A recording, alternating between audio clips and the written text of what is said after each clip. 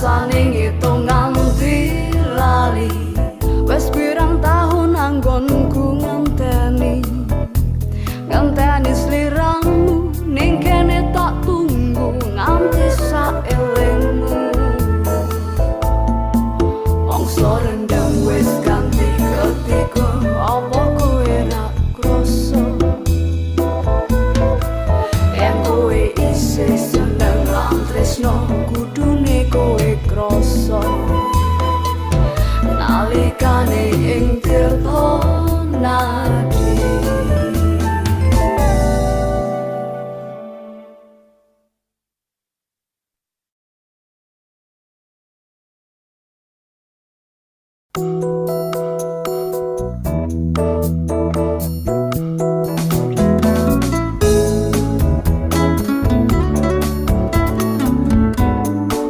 Sore Pak Wijaya. Halo, sore. Ini menunggu. Saya masih di jalan ya. Nanti saya akan siap Pak. pulih dari kita sudah lain. Siap Pak Wijaya. Nalikane di jaman semono tresnamu setya lan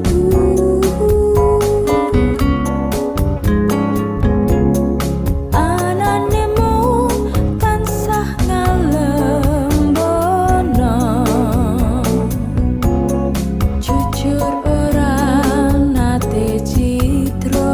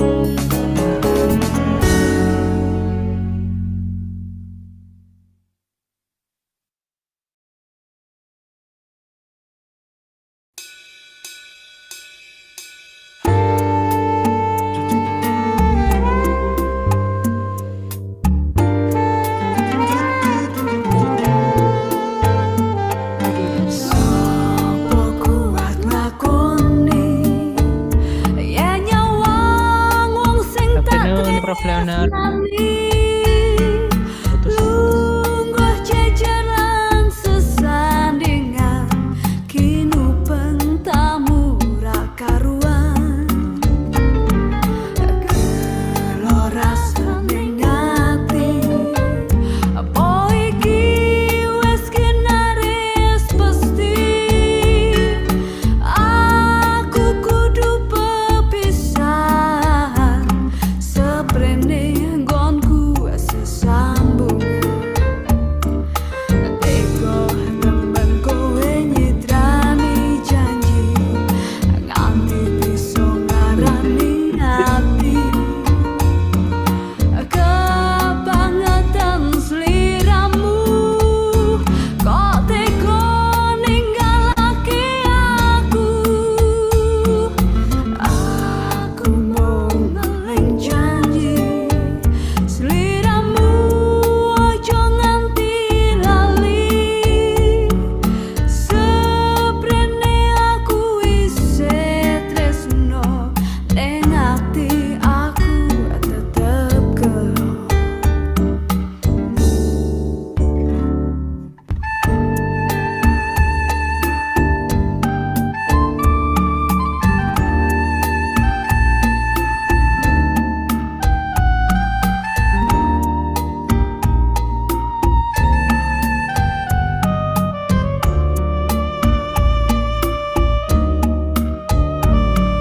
Sapa kuat lakoni yen nyawang wong sing tak tresnani lungguh jajaran sesandingan kinu pentamu rakaruan geloras ning ati apa iki wis kinaris pasti aku kudu pepisahan seprene nggonku sesambungan teko temen kowe nyidrani janji nganti bisa ngarani ati kebangetan sliramu kok teko ninggalake aku mau ngeling janji sliramu ojo nganti lali seprene aku isih tresno ning ati aku tetep gelo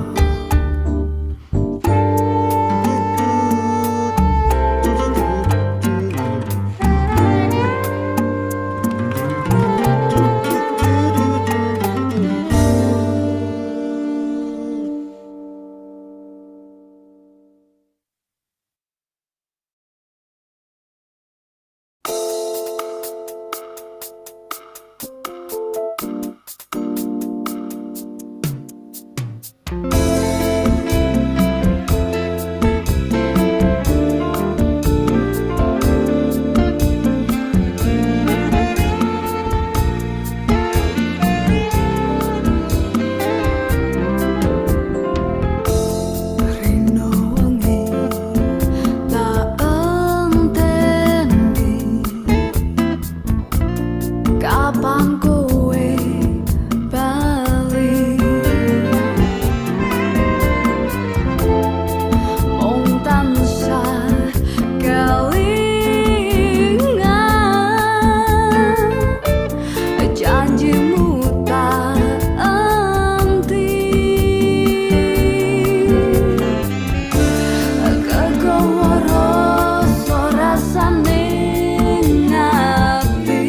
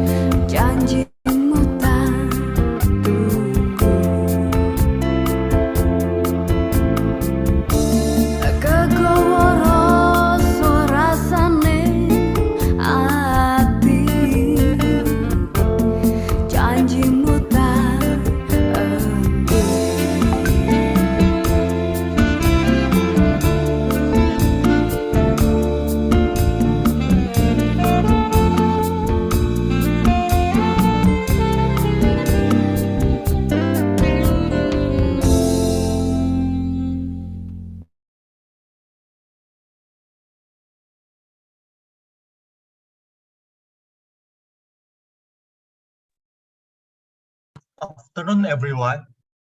Hi, good afternoon, James. Today, I really feel grateful today. How about you?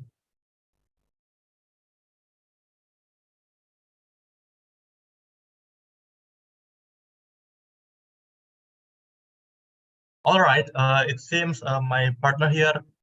Okay, there you go. How are you today? Hello. Sorry about my connection. Sorry. Good afternoon, Tati. I'm doing good today. Thank you for asking. Also, I'm happy that today's weather is nice.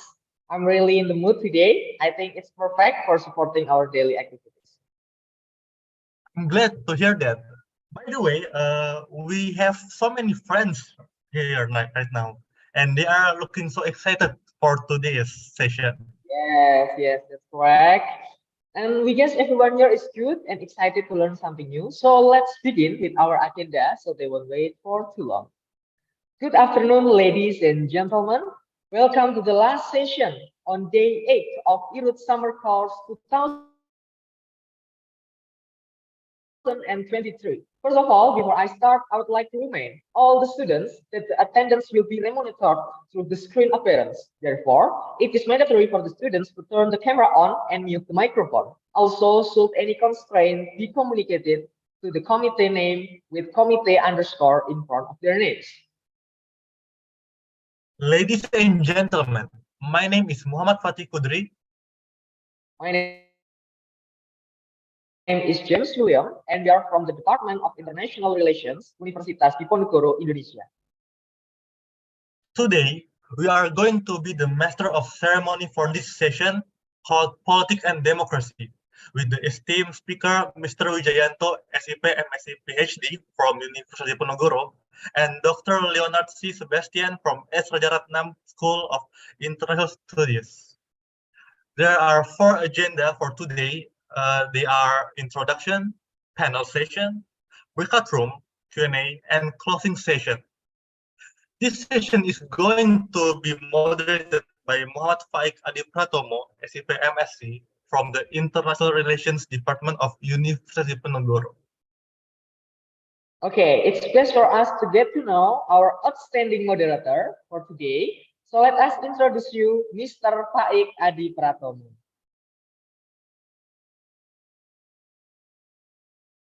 Okay, hello, Mr. Faiq. Yeah. Hello, Okay, everyone. hello, Mr. Faiq. Okay, for the operator, please, the CV to be presented on the screen. Okay, thank you. So let me introduce Mr. Faiq here. So Mr. Faiq Adi Pratomo, S.IP M.Sc, is the current lecturer of International Relations Department of University of Diponegoro. He is a researcher with focus on terrorism, radicalization, human rights, and nuclear safeguard. He obtained first his bachelor degree majoring in international relations from Universitas Gadjah Mada, Indonesia, and he obtained his master degree majoring in the strategic studies and focusing in terrorism studies from S. Rajaratnam School of International Studies, Singapore. Mr. Faiq is strongly interested in research-based activism and being part of an organization which advocates policies through research. Therefore, his experiences involve around research. As been seen in the screen, he began his research experiences on 2017 by producing joint research paper on nuclear non-proliferation in the Korean Peninsula for the NERAC Yellow Fellow at Case University, Korea. And then in 2018, he joined Center for Indonesia Policy Studies, or CHIPS, conducted research policy paper. In 2019, he joined Kantor Staf Presiden, or KSP, conducted research also on government policy. And then he also continued his journey throughout the year for a couple years as research analyst at Bappenas and DPRD DKI Jakarta. His proficiencies also involves around religious violence, collective political violence, gender violence, and security in Southeast Asia, and hegemonic masculinity and aggrieved entitlement. Throughout his journey, he has achieved several awards. In 2016, he became the paper presenter at International Conference on Feminism.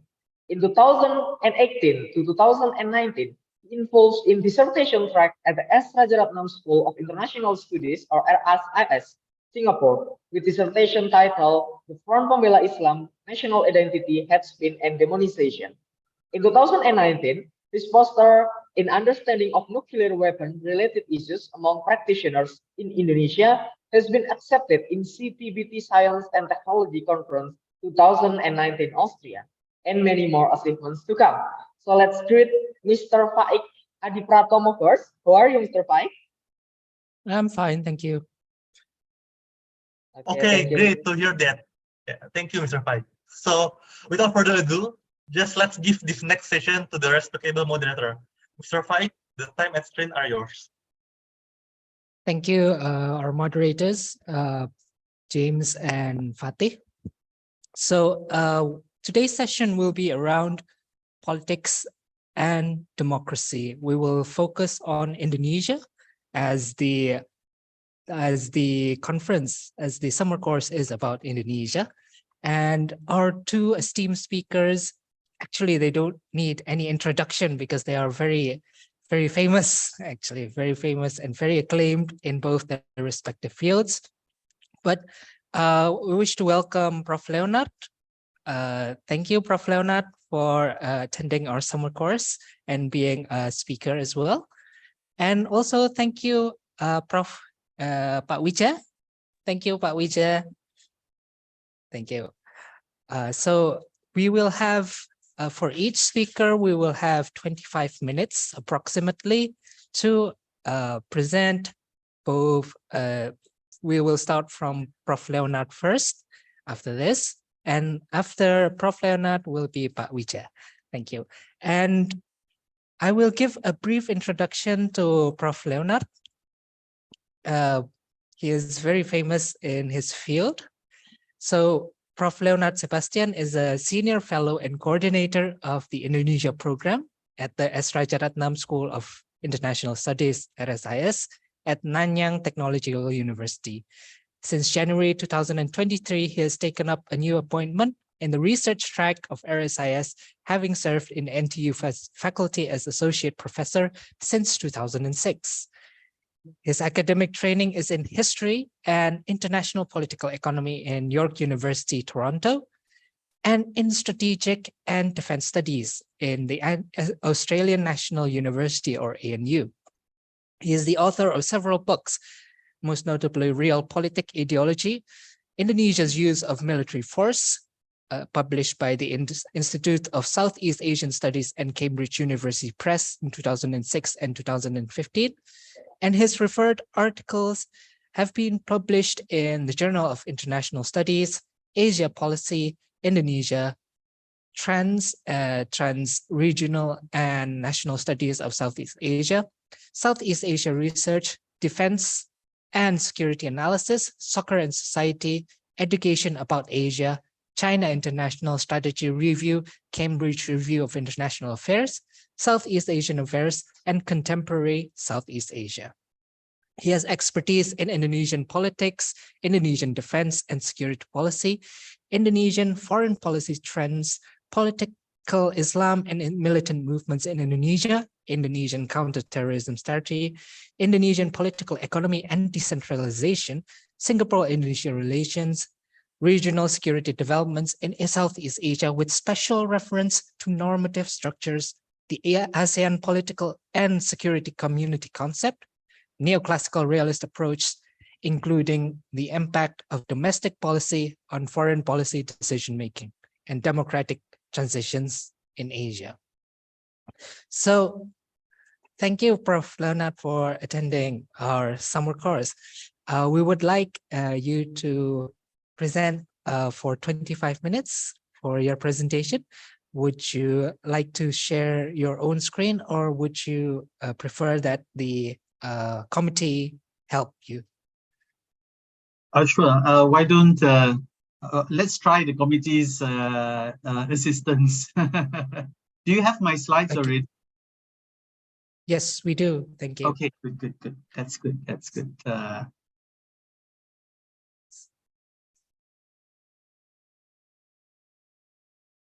Okay, very good.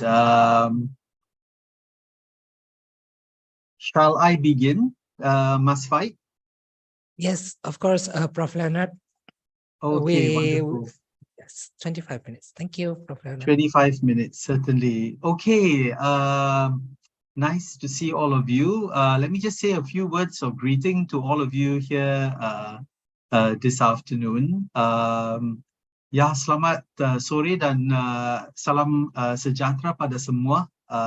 Pada kesempatan yang berbahagia ini, ya, marilah kita panjatkan puji dan syukur kehadirat Tuhan Yang Maha Esa.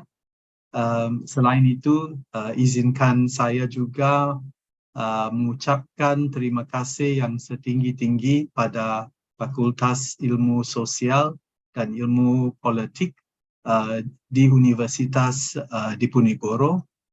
Saya merasa senang sekali karena telah diberikan kesempatan untuk ikut terlibat demi mensukseskan acara seminar ini.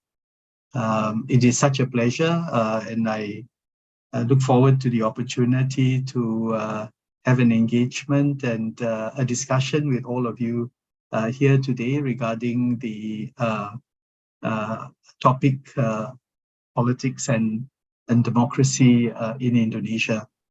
Yeah, please forgive me if I from time to time look at the bigger screen that is next to me because unfortunately sekarang saya tua, begitu ada masalah apa itu untuk melihat. So please forgive me if I look to the bigger screen to my right and then come back to all of you. Okay.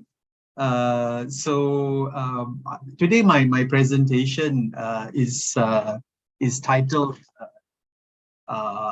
perubahan atau kelanjutan. A better option for Indonesia is bergerak dari reformasi ke renovasi. Okay. Why do I start off this way? I start off this way because if you think about it, this is a very interesting time in the life of Indonesians, right? Indonesia is going to embark upon another cycle of pemilu, right? And all of you are, I suspect, expectant as to how the process will play out over the course of the next few months in terms of who will win the election, what will be the outcomes of the election, and how would we perceive the direction of Indonesia after that. And that is why, you know, I start off with this whole issue of perubahan. Perubahan referring to change, which is basically I guess the slogan of Pak Anies Baswedan, and of course, if we think in terms of kelanjutan refers to possibly, I mean, although they have not said it in their political rhetoric, I would say possibly the perspective of Pak Prabowo Subianto and Pak Ganjar Pranowo. But I don't know, since I'm talking to everybody here from Diponegoro University, I suppose all of y'all maybe are supporters of kelanjutan with Pak Ganjar. I don't know. Huh? Yeah, but we hope for a very good outcome for Indonesia in this regard. But I think what I want to also stress, right, is, you know, the whole issue of change or continuity, yeah, is important for us to discuss, because I do think that those are always important themes when we talk about politics and democracy. But I think if you allow me to pursue this idea further, I would prefer to actually now start to ask us whether we should really be moving. By that I mean bergerak, right? From dari reformasi ke renovasi. Because I feel that, you know, we are past reformasi already. We need to think about new concepts, new ideas. Because reformasi, I believe, as a process, should be over, and we should really start to think in terms of what are the broad outlines of democracy that Indonesians can accept, and what aspects of democracy do Indonesians want to renovate, renovasi. Okay. And I would like to, you know, when you all have your breakout session after this, I would like you all to examine these two concepts. Next slide, please. Okay, let's move away from that. We'll come back to that issue shortly. But let me first ask you all, how many of you all actually remember what happened all those years ago, right? I mean, yesterday was 27 July, right? How many of you all actually remember 27 July 1996? I wish I was in Semarang right now, where I can be either standing or seated in front of all of you all, and then ask you all to put up your hand. You know, I guess you all could put up your hand here in the chat group if you are like. But I would like to I'd like to understand better sometimes how you all perceive issues like that. Okay, we go back to the 27 July 1996 incident. Okay, 1993, Ibu Megawati becomes the leader of the Partai Demokrasi Indonesia. Okay, that time it was called the PDI.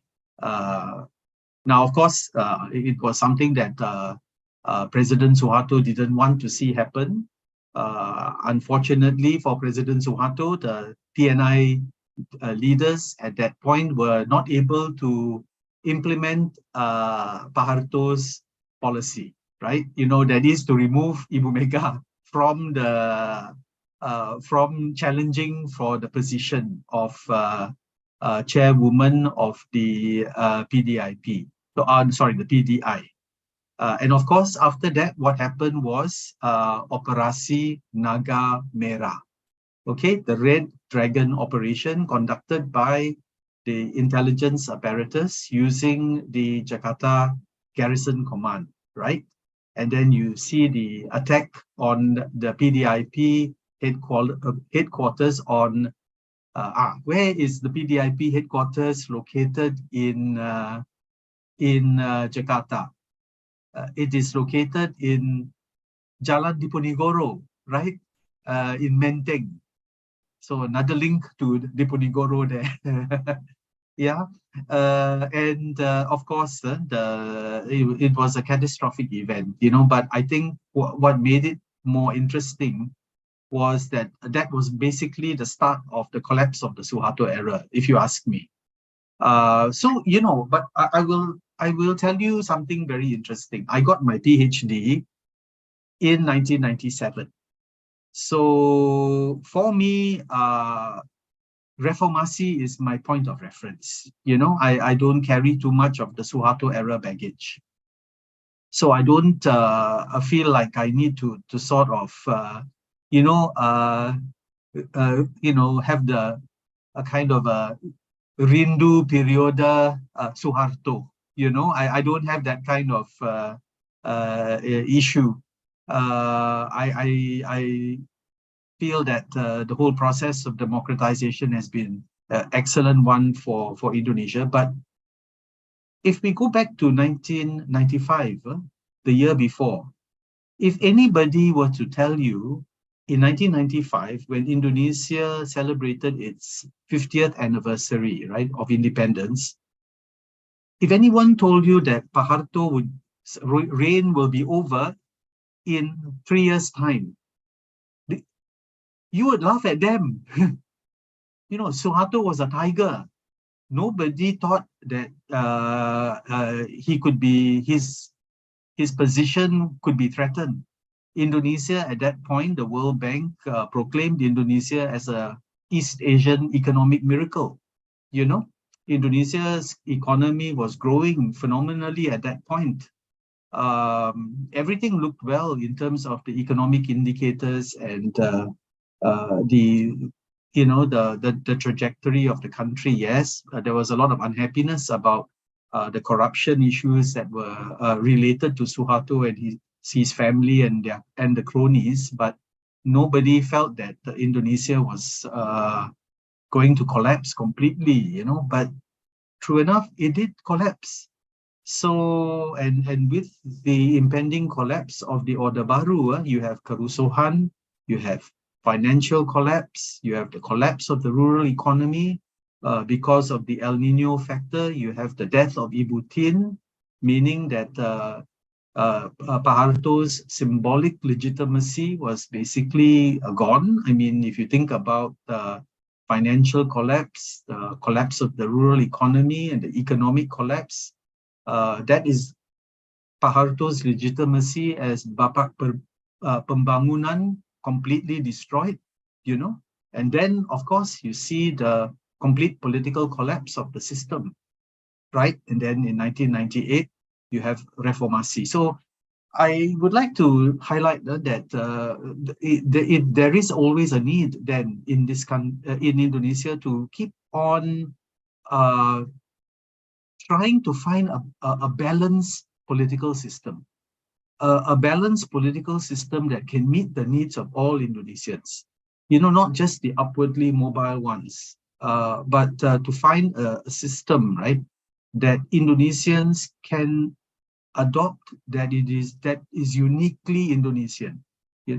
So I would think that if you don't keep renovating your system, right, then basically what would happen would be external events could effectively compromise Indonesia, and in that regard bring about an internal collapse within the country, which is what we saw back in the late 1990s when I was a young academic, you know.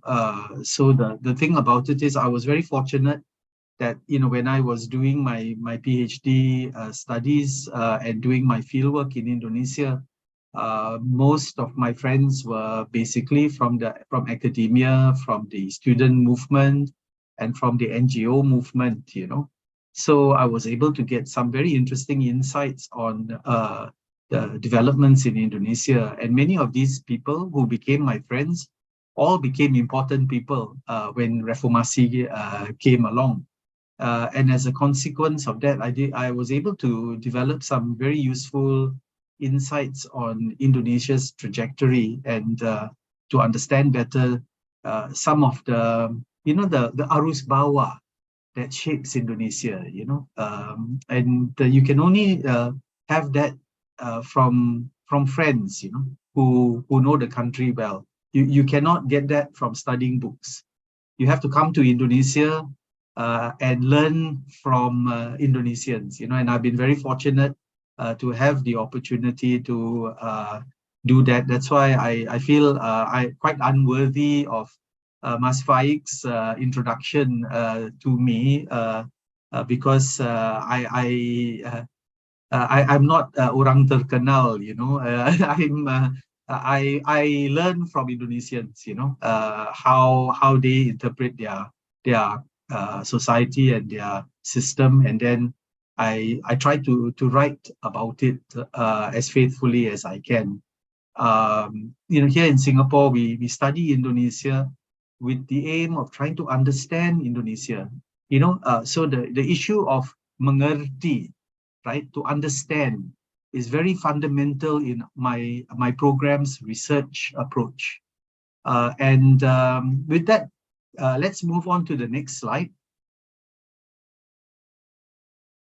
Okay, I decided to approach this presentation differently, rather than to tell you a little about issues that you are basically quite familiar with. I think I basically want to sort of challenge all of you all to try to think independently about your own country and your own system.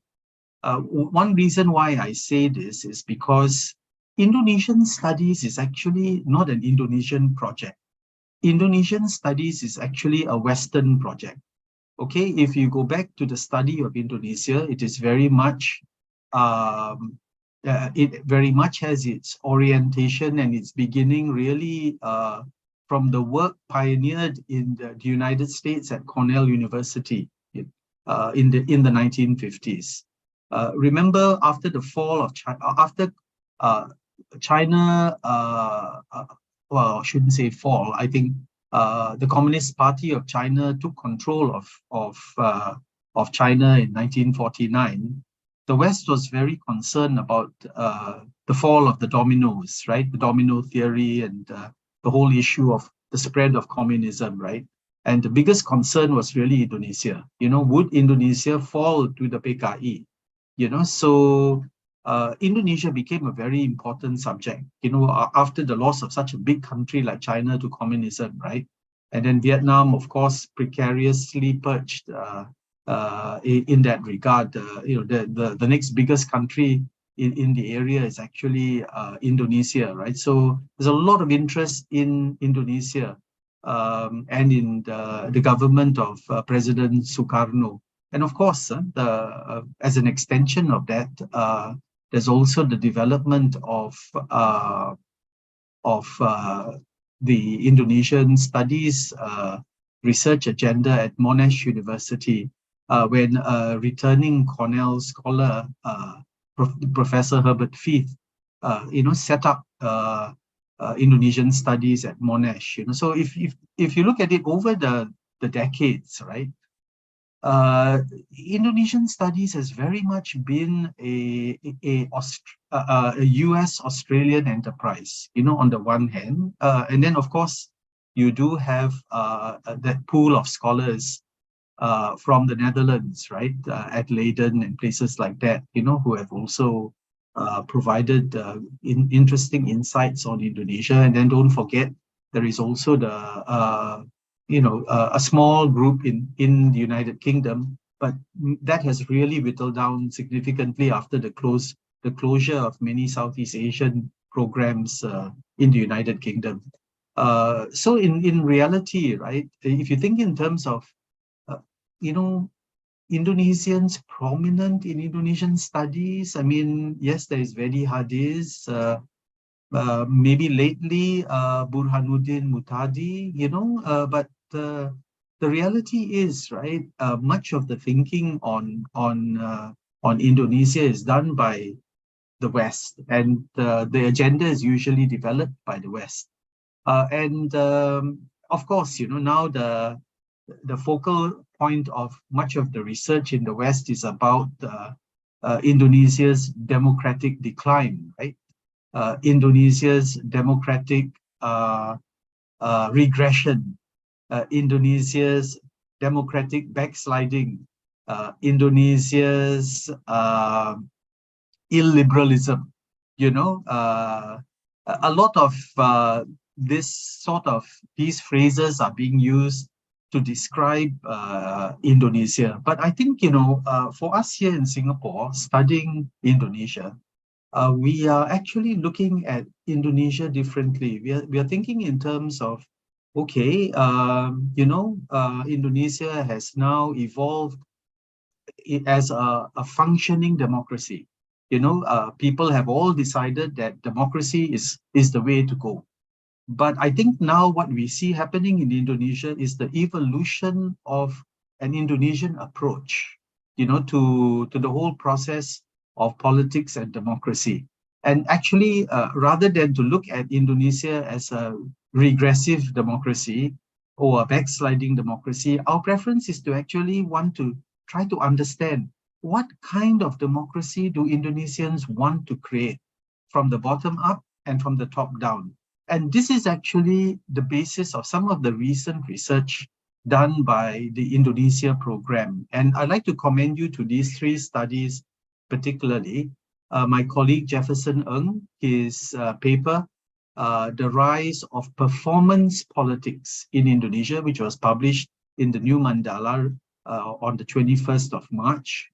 Also my colleague, Dr. James Gill, who wrote a very interesting article on the Indonesian state and the strategic use of foreign capital in the Pacific Review, looking completely at President Joko Widodo's economic policies. And then, of course, my piece, sorry for self-promotion on my part here. This is some thinking that I've been grappling with on the direction of Indonesia's democracy. And I put my thoughts down in this article, Indonesia, a Young Democracy and Its Ongoing Renovation, which was published in an undergraduate textbook for North American undergraduates. It is edited by Mark S. Williams, and it is called The Politics of the Asia-Pacific, Triumphs, Challenges, and Threats. It was published by the University of Toronto Press. So I would like for y'all, for all of you, if y'all are interested to understand how we interpret Indonesia, to go to look at these three pieces. But let me now, in the next slide, try to elaborate a little bit about some of the ideas that we try to propose. Okay, next slide, please. Okay, first, my colleague Jefferson Ng. Okay, his focus was basically on trying to figure out why there is a discrepancy between the fact that,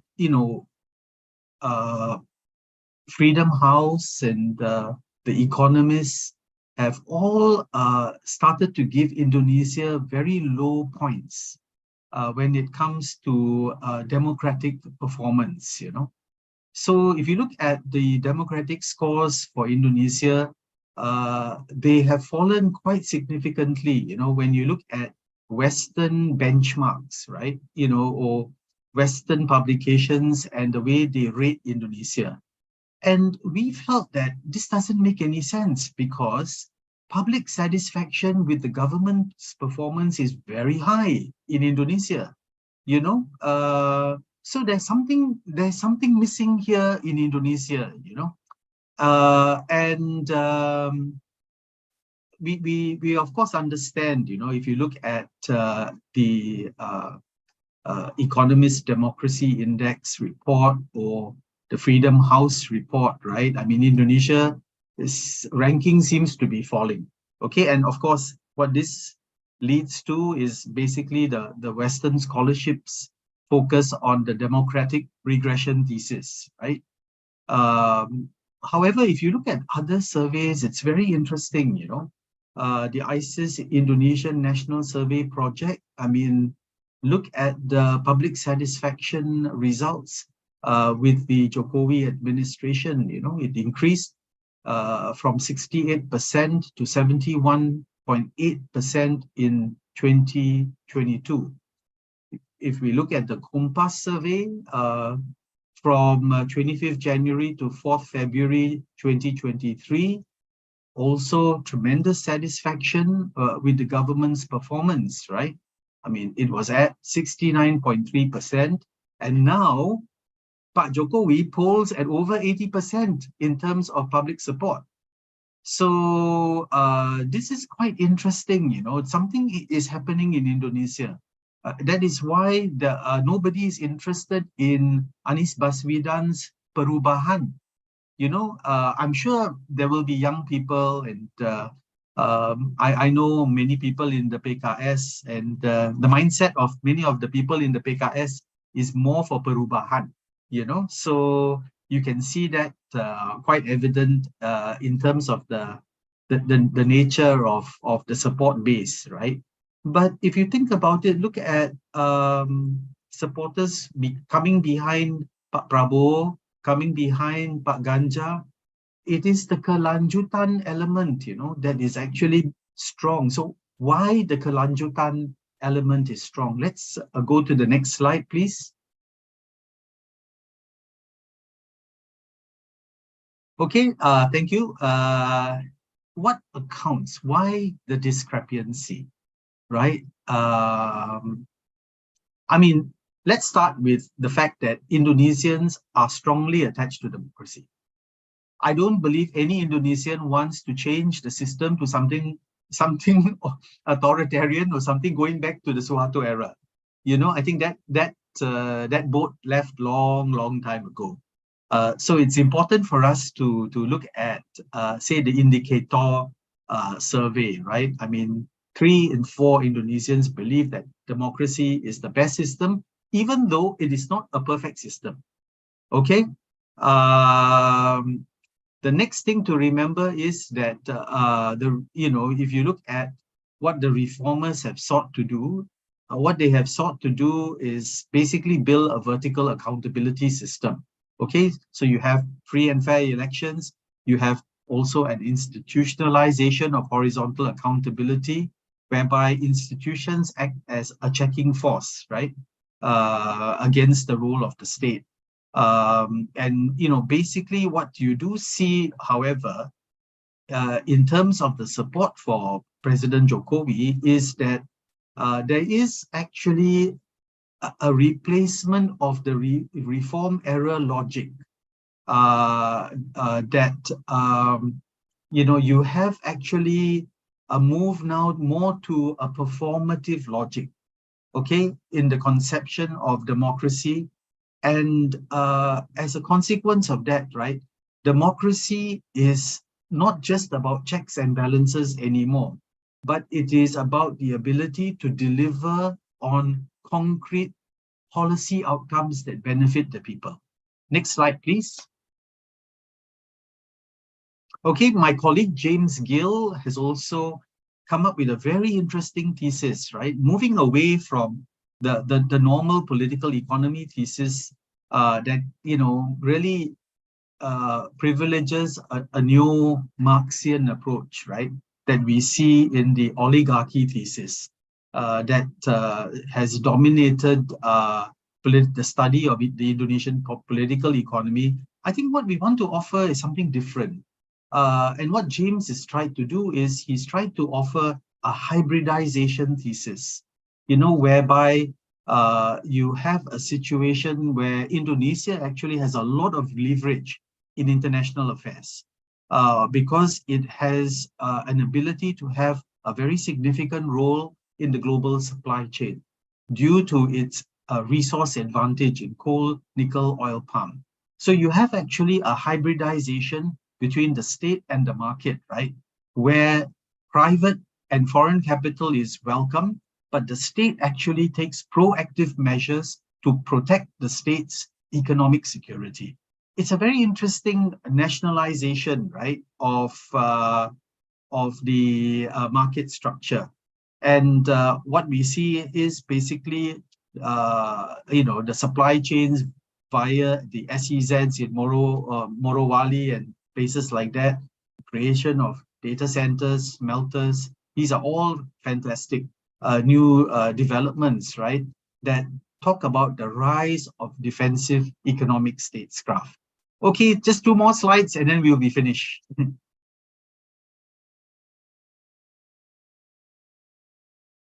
Okay, next slide, please.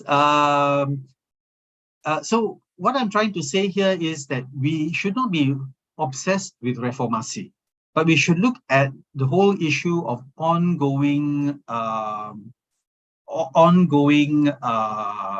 renovation, right? So where should this ongoing renovation be? I mean, if we look at it, I mean, we need to look at the apportionment and pace of economic development, the nature of Indonesian politics, the role of Islam in state and society. These 3 factors are going to be very determinant in the nature of Indonesia's democratic trajectory.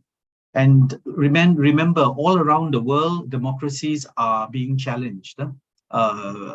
So the question will be whether Indonesia may offer us a new idea of democracy.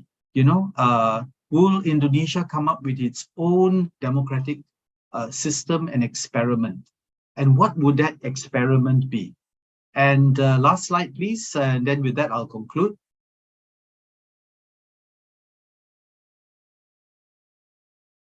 Okay, so remember, what we have observed in our research is the rise of kinerja politics in Indonesia. That most Indonesians do not define democracy in liberal terms, but in instrumentalist terms. They report an increased satisfaction in government performance, especially due to the current administration's track record in infrastructure and social welfare initiatives. So we need to think in terms of performance legitimacy now, the whole business of making policy performance and success a key legitimizing principle for democratic government in Indonesia. So it's not about who are better Democrats, What you have to do now is, if you're a political candidate, you must compete to show your track record and demonstrate your ability to improve the lives of ordinary Indonesians. More importantly, my contention is Indonesia will not become a Western liberal democracy like Australia. So basically, I would like the students to ask themselves this question at the breakout session. How do we define democracy with Indonesian characteristics? I want to learn from all of y'all. How do you want to conceive your democracy? Okay, and with that, let me conclude.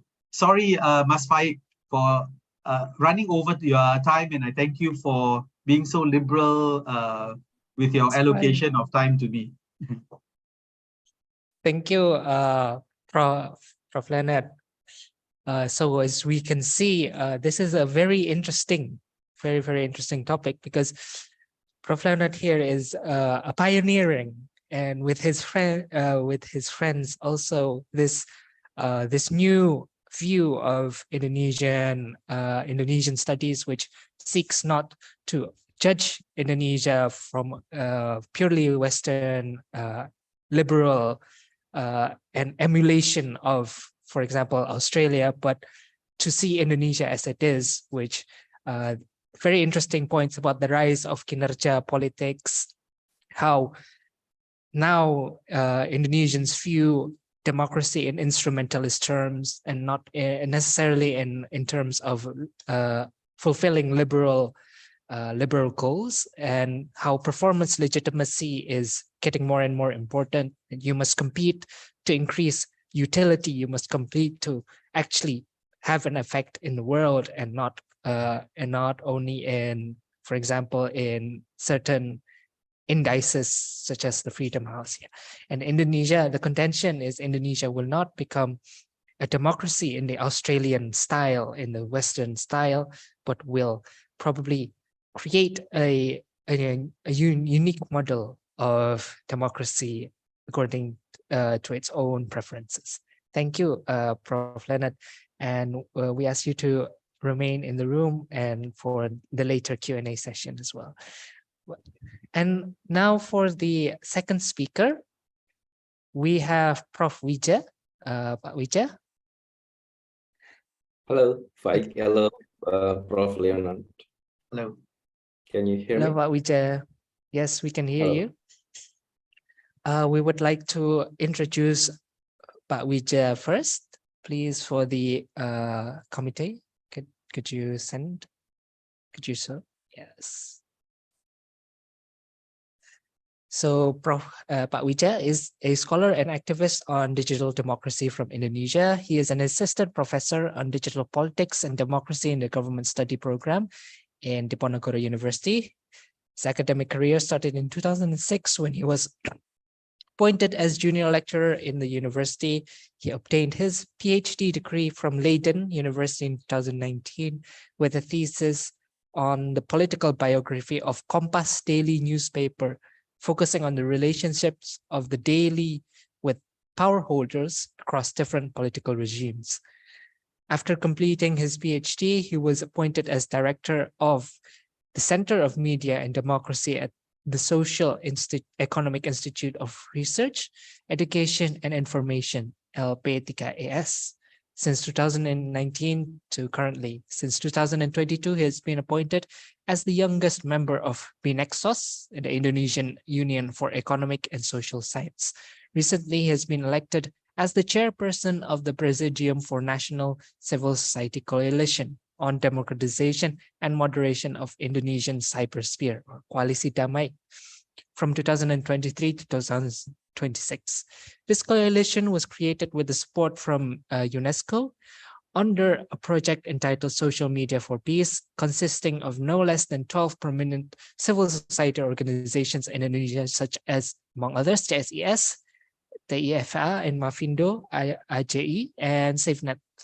Also in 2023, he was selected as a member of the International Panel on Information Environment, or IPEA, a global initiative by hundreds of scientists around the world for raising the awareness on the information crisis around the world.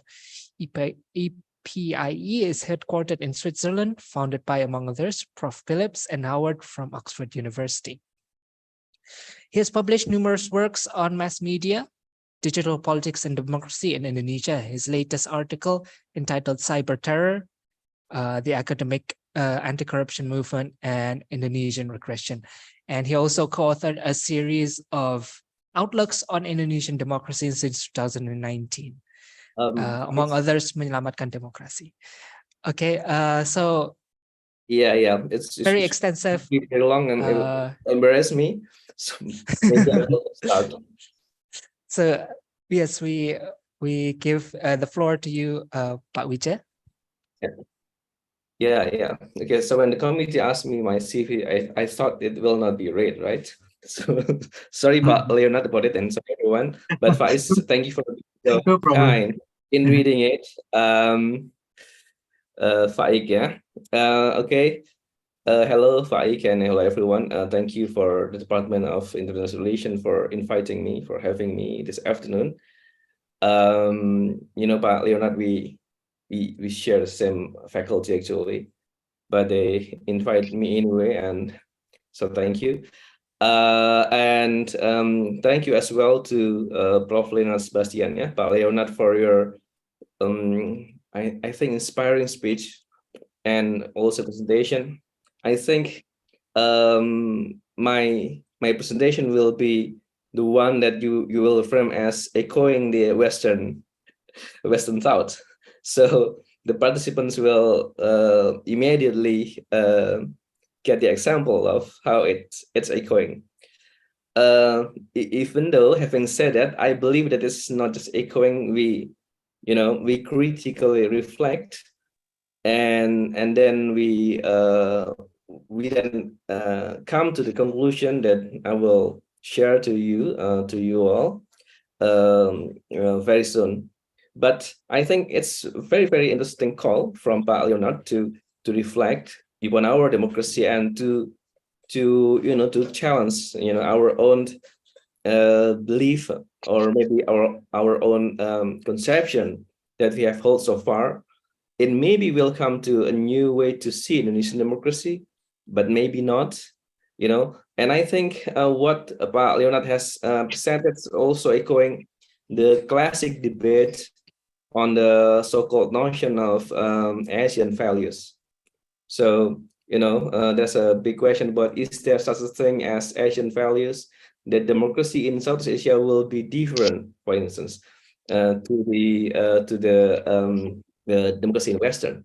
Okay, without further ado, maybe I will please let me allow you to start my presentation. Faiq, please remind me about the time when I already run out of time, because once I speak, just like any other Indonesian, I will forget everything. Time is not an exception. Okay, so this is my my slide. So it's basically about internet and democracy, digital debates and empirical findings. So as Faiq has rightly addressed in the beginning, my focus is on democracy, but recently I focus on the internet, on how the impact brings to democracy in Indonesia. So I will start with this. So I guess it's very relevant that Pak Leonard, he himself, a Singaporean but he's very sensitive to the recent context of Indonesia today. That in less than 6 months, I suppose, we will have the general election in 14 February, Valentine's Day, right? And I guess most of you, if you could raise your hands, when I also act like Pak Leonard, if we are in the same room, maybe I will be able to ask you to raise your hands. So maybe you've seen this or maybe not. This is, I guess most of you know him. And this is Ridwan Kamil, right?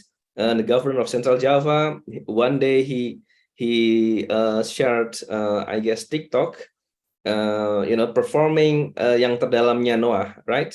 This is a famous song here, Pak Leonard. Actually, this was actually performed by Iqbal Ramadan, not by Faiq, yeah. But I guess it's Faiq generation, yeah.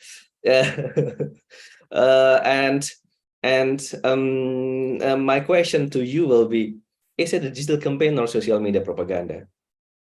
Yeah. Pak Leonard, ask your purpose questions. What's the explanation that, even though Economist Intelligence Unit suggested the Indonesian democracy is in decline, why the survey said that Jokowi, the satisfaction to Jokowi is very high and even increasing? My short answer to that will have relation to this. Maybe right, maybe no. It's subject to discuss. Yeah, because it has something to do with the social media propaganda, with manufacturing consent. The idea that proposed by Noah Chomsky, among others, that there's a concern or manufacturing concern, or maybe you can say cultivating agreement. I will. I hope I have time to demonstrate that attempt to you. So I will start with this. Approaching the election, we will see this kind of pictures already in the Instagram, right, in the Facebook, in Twitter. This is what happens. This is to Ganjar, yeah. One day Ganjar was interviewed nationally. Oh no, I don't know, but it's viral that I like porn. What's wrong with it? It's all right? And then someone made it. So based on my study with fellow from Leiden, yes, from Amsterdam, KIT Leiden too, we examined the social media propaganda approaching election in 2019. Some of the issues has been published inside Indonesia, as well as also in ISIAS, Singapore. But this also happens to Anies too. Maybe you already see in your newsfeed if you have Twitter or Instagram. Yeah. The question then is why it's so viral. Actually, officially, Pak Leonard, we don't come to the campaign period yet, because it will not start until, I guess, October. But this kind of content's already viral and massive. This is another example of the campaign. Before we go there, I would like to give a survey. This is the survey from CSIS. Saying that actually you guys, the generation from Z generation as well as a millennial generation, you will be the one who will decide who will be the next president, because 50% of the voters will be us. I'm very, very late millennial. Yeah, still millennial, but okay. And in the survey as well, it's also revealed that we mostly express our opinion in social media. That's basically it. Okay, and the penetration of internet based on age, in our age, from 19 to basically from 18 until 24 is the highest, and to 40 to 54 is 54%. so it's kind of very high too. That's the reason why Anies Baswedan, Ridwan Kamil, all the politicians want to be in the mass media, in the social media, because you guys, me too, I guess. If I ask you, when you wake up in the morning, what's your first thoughts or you first do?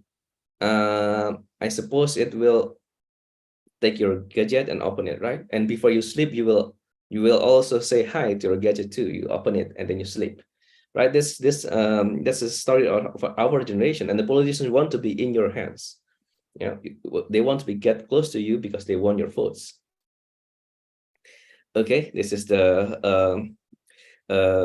just to remind you, for those who were born from 1997 to 2012, Z generation, and 1981 to 96 millennials.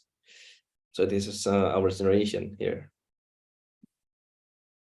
Okay, now we have election in what kind of social political context or political settings, and this is a setting actually globally, as Pak Leonard has rightly addressed, that we are in a state of global democratic regression.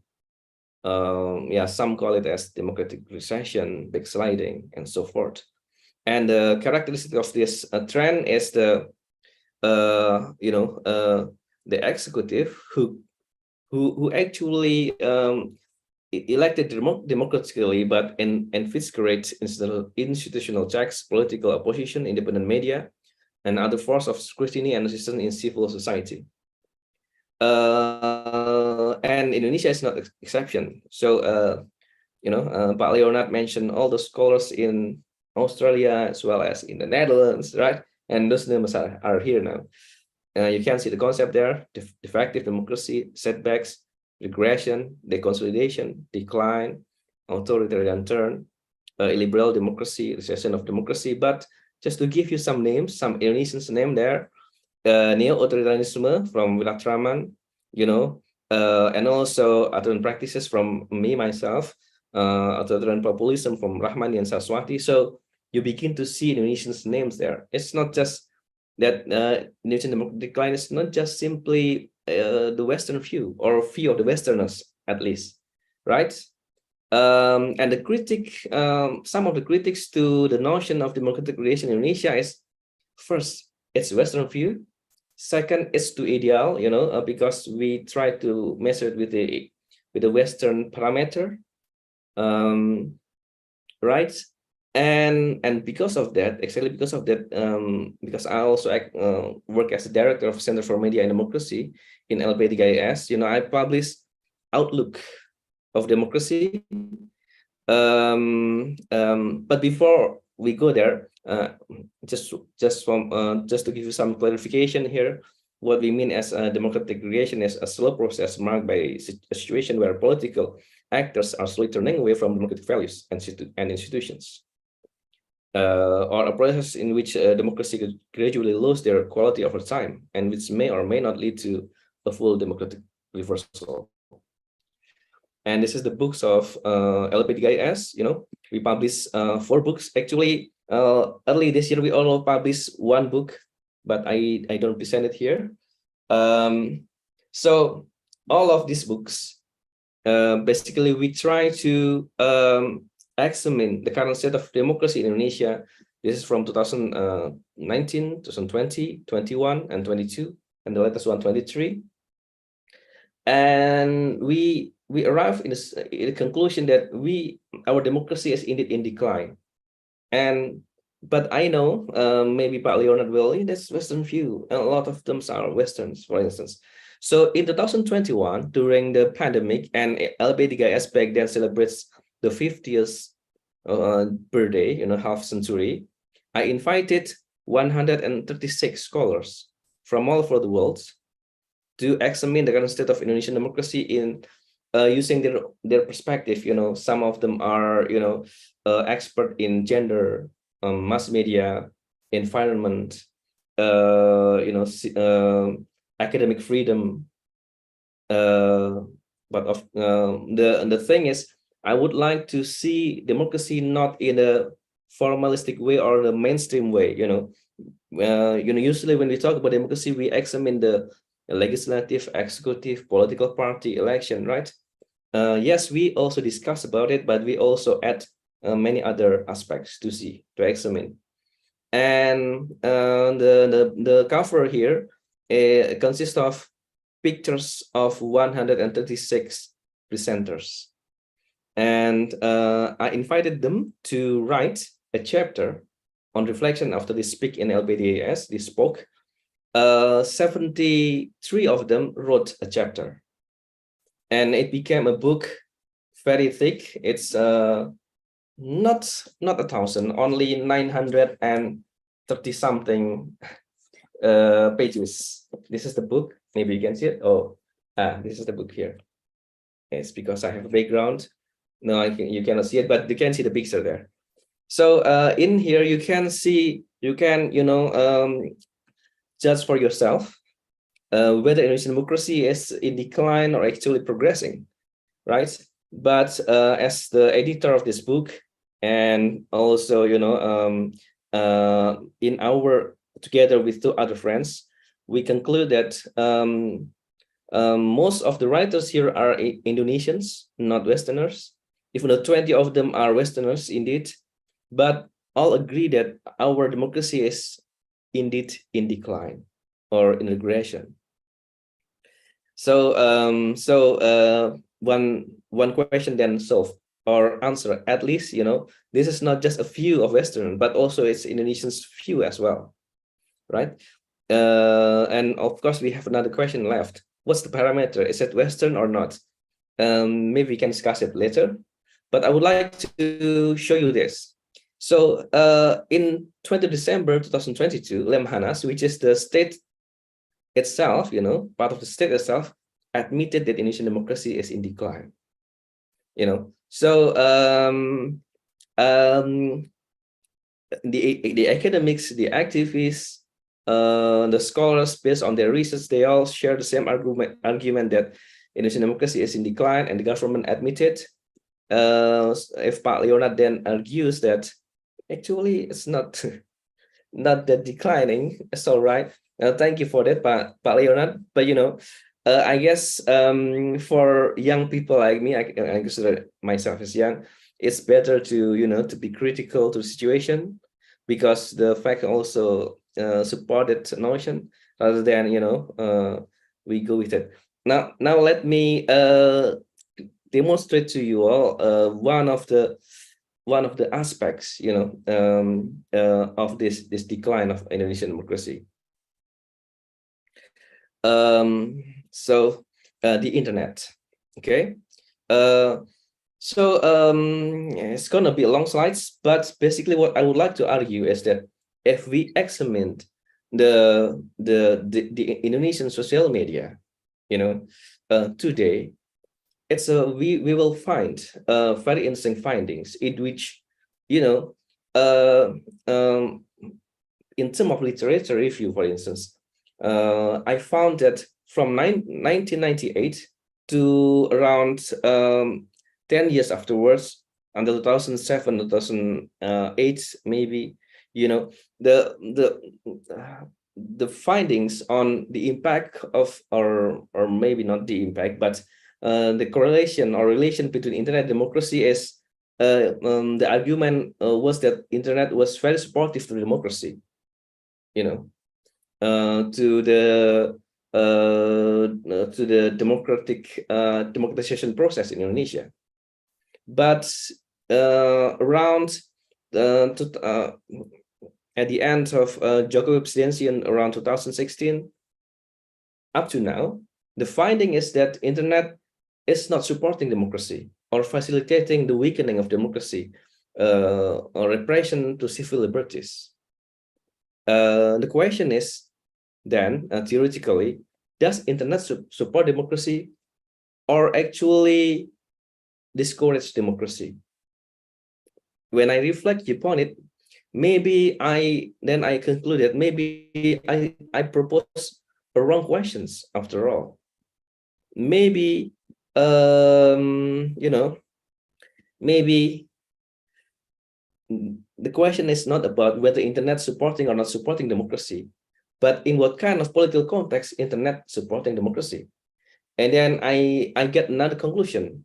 So it seems that when the political settings in which when democracy is declining, internet tends to be used to decline democracy, to repress democracy, and vice versa. When the internet was when democracy is getting stronger, like in the beginning of Reformasi, internet was used to support democracy, and this is demonstrated by the findings of Metin Alim, for instance, and then Ross Tapsel. This is my colleague Fiona. What motivates digital activism back then? She was so optimistic still in 2018. She studied in 2015 how civil society defended the Indonesian anti-corruption body, and she argued that digital activism has successfully supported the KPK, the anti-corruption body, remains strong because the youth came to defend KPK. But in 2019, the KPK, the anti-corruption body, was weakened through revision and through manufacture the social media propaganda. The digital activism, the students going to the streets, and they didn't have any impact to the policy. The government together with the parliament, they still weaken and revised the law on Indonesian anti-corruption. And we know today that the anti-corruption body was very weak, and Indonesian perception index, corruption perception index, is increasing. So yeah, I don't want to bring you to a very technical theoretical debates, and this is actually echoing the finding in Southeast Asia in general, as written by Sinpeng and Tapsel, and Marco Bunte, my other colleague, rightly concluded that in Southeast Asia, the newly democracy used the internet to weaken it, and the authoritarian used the internet to even strengthening the authoritarianism. That will be the conclusion. And we just saw it recently in Philippines.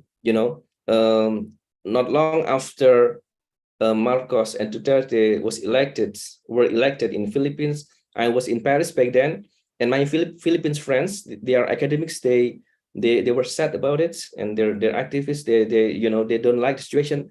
They believe that it's because of the social media propaganda to support those two candidates. To neglect the problem of corruption or authoritarianism, using the propaganda in a persatuan dan kesatuan. What important is to be together, togetherness as a nation. That's what my Philippines friend suggested to me, even though I didn't do research myself. Just a disclaimer, just to give you another example of how campaign social media propaganda is very powerful. Okay, and this is my writing with Fiona. So after all, when we ask about the internet and democracy, so actually internet is just a tool. It depends on the political context, the political settings. When democracy is in the rise, when the activists and the elites supporting democracy, then the internet will be used for that, and vice versa. And this is my research together with fellows from the Netherlands, also from Drone Unpred. Yeah, in 5 cases: a presidential election 2019, bills on revision of KPK law 2019, new normal 2020, omnibus law 2020, and direct election of the local heads amid the corona pandemic 2020. Actually, I was, it crossed in my mind to present about this instead of the general topic of democracy, but I don't want you to be too specific. So maybe we can discuss about it later on, whether I am successful or not in your view to prove that there's a manufacturing concern there. But I would like to show to you the publication of me and my colleague Wijayanto Sramijaya published in ICS about how online public manipulation going on in this case. So actually, just to give you brief notes before I run out of time. So in the case of bills on revision of KPK law, activists, hundreds of students going to the streets. But in the internet, it was viral in social media that there was KPK and Taliban, and that the integration body is the place of Taliban. And this narrative by cyber troopers were then amplified by the mainstream media. We proved that they were cyber troopers through two kinds of methods. First, using social media analysis. So the accounts, we identify the accounts who started the conversation, who were very, very influential. And then we try to interview who is the human behind the person. And we managed to interview, in all of those cases, 78 buzzers. And they admitted that they were paid by politicians, business person, for conducting such public opinion manipulation, such propaganda. And the indicators of digitally or in the internet, first you will notice the sudden emergence of narrative, in all of those cases. Sudden narrative on issue, KPK Taliban, KPK kuat, korupsi lemah during the KPK, during the new normal. It says that new normal telah mulai. And our social network analysis and social media analysis, we found that around May 2020, when Indonesia enacted a new normal, there was a conversation, 100,000 conversation on new normal, the hashtag is new normal in Indonesia, and it's much more than in the US, for instance, in Australia, in UK, while they are speaking English-speaking country. We are more. So Omnibus Law 2, we found as well the buzzers, the cyber troopers who were paid for conducting such narrative. So what else? So what we can do then in this kind of situation? I believe that to cite Darren Samoglu and James Robinson, to make sure that our democracy is still going on, to strengthen our democracy, we need the balance of power between the states and the society. And today, we find that our civil society is not so strong. It's fragmented. Our media is our mass media is co-opted. Just yesterday, I presented in Young Scholars in Jakarta on how the conglomeration of Indonesian media created what I call as horse race journalism. We are approaching election, right? But every day we only saw the result of polls. Today Ganjar is above Prabowo and Anies. Tomorrow we see the polls again that Prabowo is ahead of Ganjar and then Anies. And the next day we heard in the news that Prabowo meets Gibran, and the next day we heard that AHY meets Erlangga Hartarto. They're wearing batik, and the batik, the colors blue and yellow, and people interpret the batik and what it means. And then, that's kind of things that at the end of the day, we know nothing about the programs, the visions, and the issues that the candidates will take on. In my class, Mass Media and Democracy, when I asked the student, what do you think about the election? Mas, I support Prabowo. Mas, I support Ganjar. Or Mas, I hate Anies, right? And then when I asked them, you are young and you have the issue based on survey by CICS that your next issue is that you will not be able to buy a house, because it's going to be very, very expensive. And the issue of employment and so forth and so forth. And what do your candidates that you vote, that you support now will do about it? And they have no idea. There's no answer. And I tell them that it's not because you're stupid, but because the media doesn't talk about it, right? The internet is full with propaganda. with hoaxes. So we have the hoax journalism, and we have all the reasons to be worried about it, actually. Yeah. This is my publications with some friends about the elimination and funding of social media propaganda that I write together with White Barnes Code. Summary refers to the KPK that I wrote together with my other friend. Normalizing new normal, digital coup inside Party Democrat, that of cyber subs in Indonesia. In which in all these writings we provide the evidence of the social media propaganda to manufacture public consent to the current government. I'm sorry, Prof. Yes. Vijay, your time is up. It's over. Thank you. Okay, great. I already say what I need to say, I guess, and I guess we'll enter a very interesting discussion. Thank you. Okay, so now there's very interesting presentation from Prof. Vijay, Pak Vijay, that there is a sense of crisis that Indonesia's democracy is degrading, and it is the media for its degradation seems to be the internet. There's very interesting findings in context where democracy is getting stronger. The internet was used to support democracy, but when the democracy is getting weaker, the internet was used to further degrade democracy. And we see that the media is co-opted, and social media has also been co-opted, and there is a sense of crisis in approaching 2024. So thank you for both speakers. Very excellent presentations, very interesting perspectives. We see a variety of perspectives here. And we go now to the panel discussion session, which will be led by me, but any of the speakers would like to have questions to the other speaker, they can also do that. Thank you. And so for my opening question would be, so both Prof. Leonard and Pak Wija concentrated both on the 2024 elections. Yes. So there was a number of differing perspectives on 2024 elections.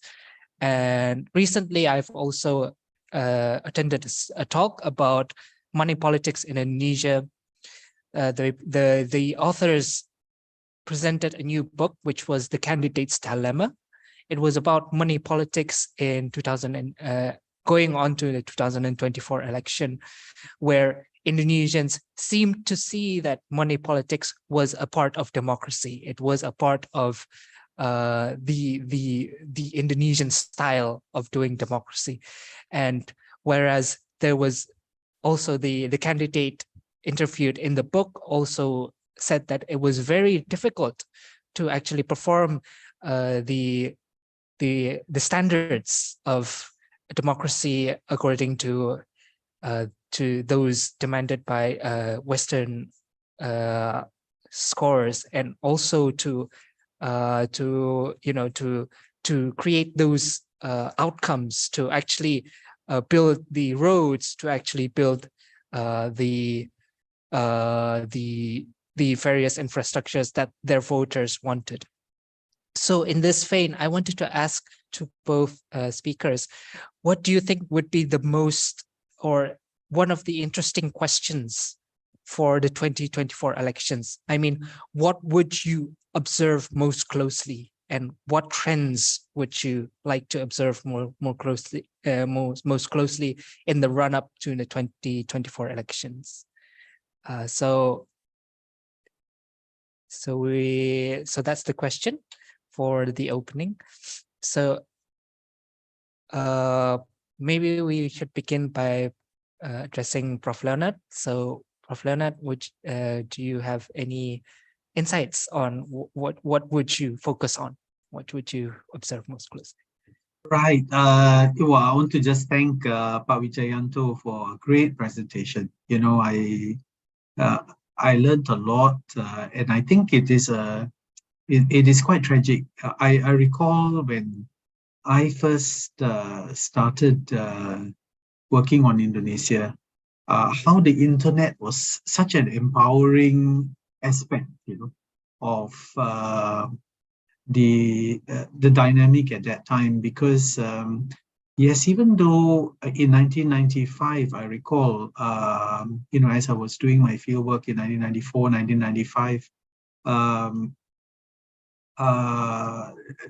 there was actually a lot of bottom-up dynamic, in terms of the interesting work being done within LIPI and CSES, by even at with my friends in UE, so much in terms of trying to liberalize the system, trying to open up the system. It's kind of like in a damp a musky room, right? You open the window to try to get out all the bad air. And there were a lot of very interesting ideas, and I remember the LIPI studies that even Suharto himself initiated. And many of these ideas actually got out there because of the internet, to a point whereby I think when Reformasi came along, I got to know actually Chuck Noor very well. At that time, he was the ketua of the team 11. And so many of those ideas, that were generating a lot of interesting debate out in the internet, made their way in. I guess the system that you see now in Indonesia actually is a reflection of that. My worry is that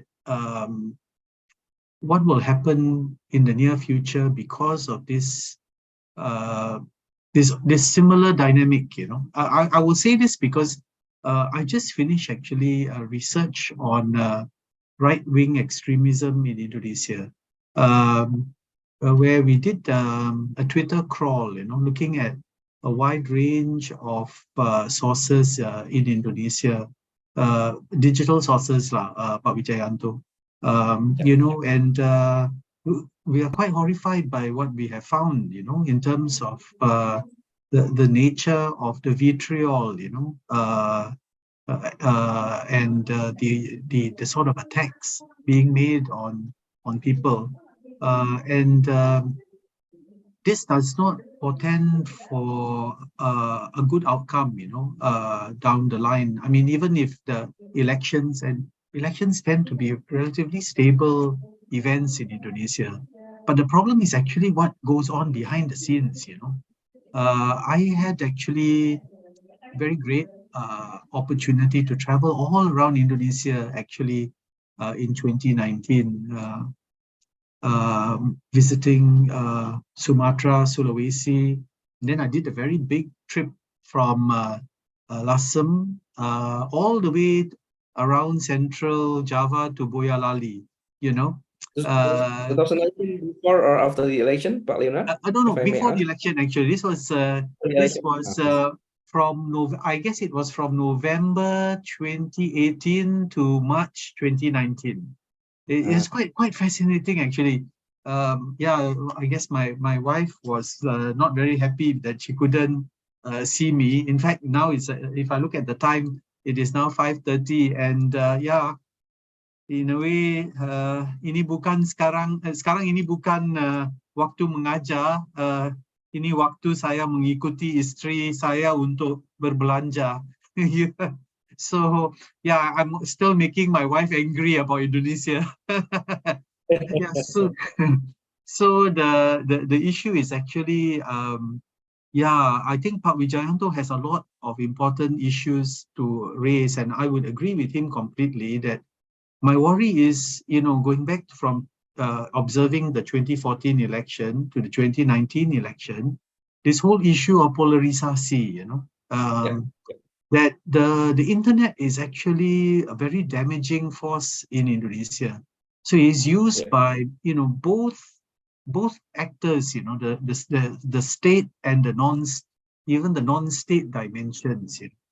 And I think for me that, sorry for such a long answer, Mas Faiq, but for me that is the biggest issue. The polarization, that I see in Indonesia.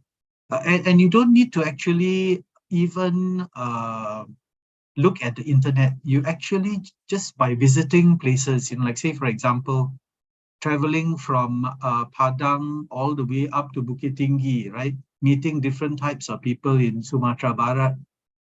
You are amazed by what you hear and what you listen, by just talking to people on the ground. So there is something quite troubling in Indonesia right now. I myself am quite worried about it in terms of social stability and social harmony.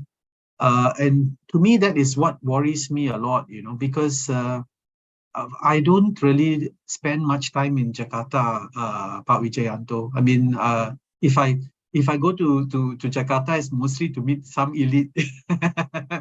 Most of the time I like to travel in the provinces. Yeah, I'm a great lover of satay, you see, Pak Wijayanto.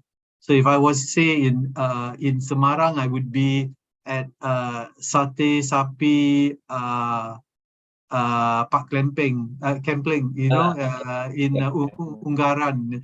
Yeah, so this is where this is how I travel in Indonesia, looking for satay, and as a consequence of that, meeting people.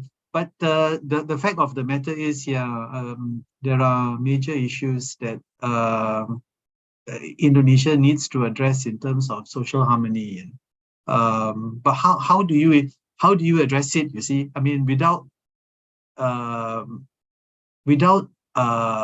undermining the kind of liberties and freedoms that Indonesia now enjoys, how do you get the balance right? You see, I mean, that is, you see, Pak Wijayanto, don't get me wrong. My career as an Indonesianist would not have begun without democratization. I'm a great lover of Indonesian democracy, because without it, I think I wouldn't have been able to develop my own career. So, but my interest is actually evolving in terms of wanting to know exactly what Indonesians want from their democracy, I have, of course, a great opportunity to meet with many people like yourself, Pak Wijayanto, from a university background, from an NGO background, who are strong proponents of a bottom-up approach. But the question is, how do we find the balance here? Mendapat satu kondisi yang seimbang, something like that, if you know what I mean. What is, as an Indonesian, what is that? How do you find that? You see, without going back to the Suharto era again and becoming repressive. You know what I mean? How to do it?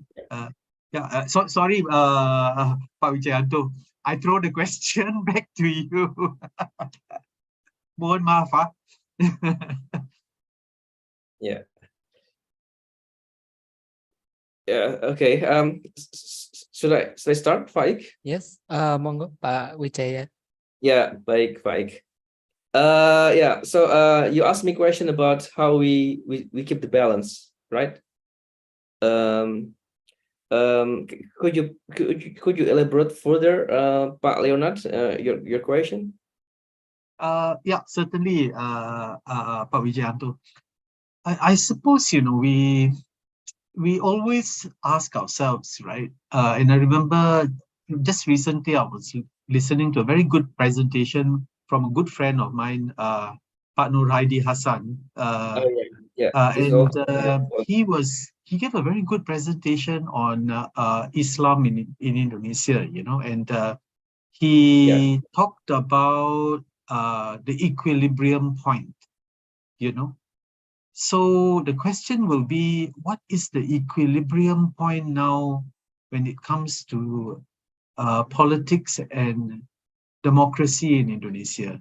Where do we find it, you see? Because I think, we worked on the basis always that let's not regulate the internet, let people articulate Okay. their views, right? You know, because at the end of the day, if you look at the Cicak lawan Buaya, right? Oh, yeah, that's right. If you recall, I mean, the state would have quite easily have swept everything under the carpet if there wasn't the internet movement, you know, that basically kept the state honest and accountable.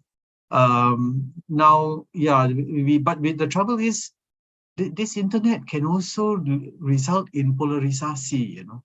That's right. And Indonesians are avid internet and SOSMED users, you see. So, you know, it's not just about, I mean, there's a wide array of social media that is used in Indonesia these days, you know, some that have just your follower base, like Facebook, others like TikTok, that can reach to the wide the entire community. So how does one prevent this polarisasi from destabilizing society? Yeah. Okay. Yeah. Okay. Thank you, Pak Leonard. That's, I guess, a very, very interesting question. And and thank you for your generous story about Sate Pak Kempeng in Semarang. Yeah. I guess I spent time around 6 months in Orchard Road, yeah, around Orchard Road in not Orchard, Spanish Village, yeah, near Holland Village, somewhere in Singapore, 2015, I suppose. And it was great to be there too. Hot like Indonesia, even though, but it's great. Not long ago, I wrote a piece of article in Kompas Daily newspaper about the pattern of social media propaganda in Indonesia. And there's a concept of deep stories, you cannot manipulate public opinion, or you cannot make them agree to you just by suggesting them to follow you, but they use some tricks, and there's a concept which theorized as a deep story. Social media propaganda will have an impact, will lead people to believe when you can relate your contents in your narrative to the deep story that people embrace. And this is where the identity politics indeed come. So I guess, Pak Leonard, you follow the notion of Cicak and Buaya. Yes, that's right. And then when Prabowo and Jokowi was competing in 2014, we heard a lot the words cebong and kampret. Cebong refers to the Jokowi's followers. I forget the English word for cebong again. Cebong is the babies of frogs. What is it? Faiq? A tadpole. Yeah, tadpole. Yeah, whatever it is. Yeah, cebong, and then kampret, and also refers to the followers of Prabowo. And then later on, there's a spread of words kadrun or kadal gurun. Kadal gurun, gurun is desert, and what is kadal? Lizard. A lizard, yes, lizards from the desert. Refers to those. So Prabowo, a supporter, was framed as Islamic hardliners. And Jokowi followers were framed as cebong and kampret.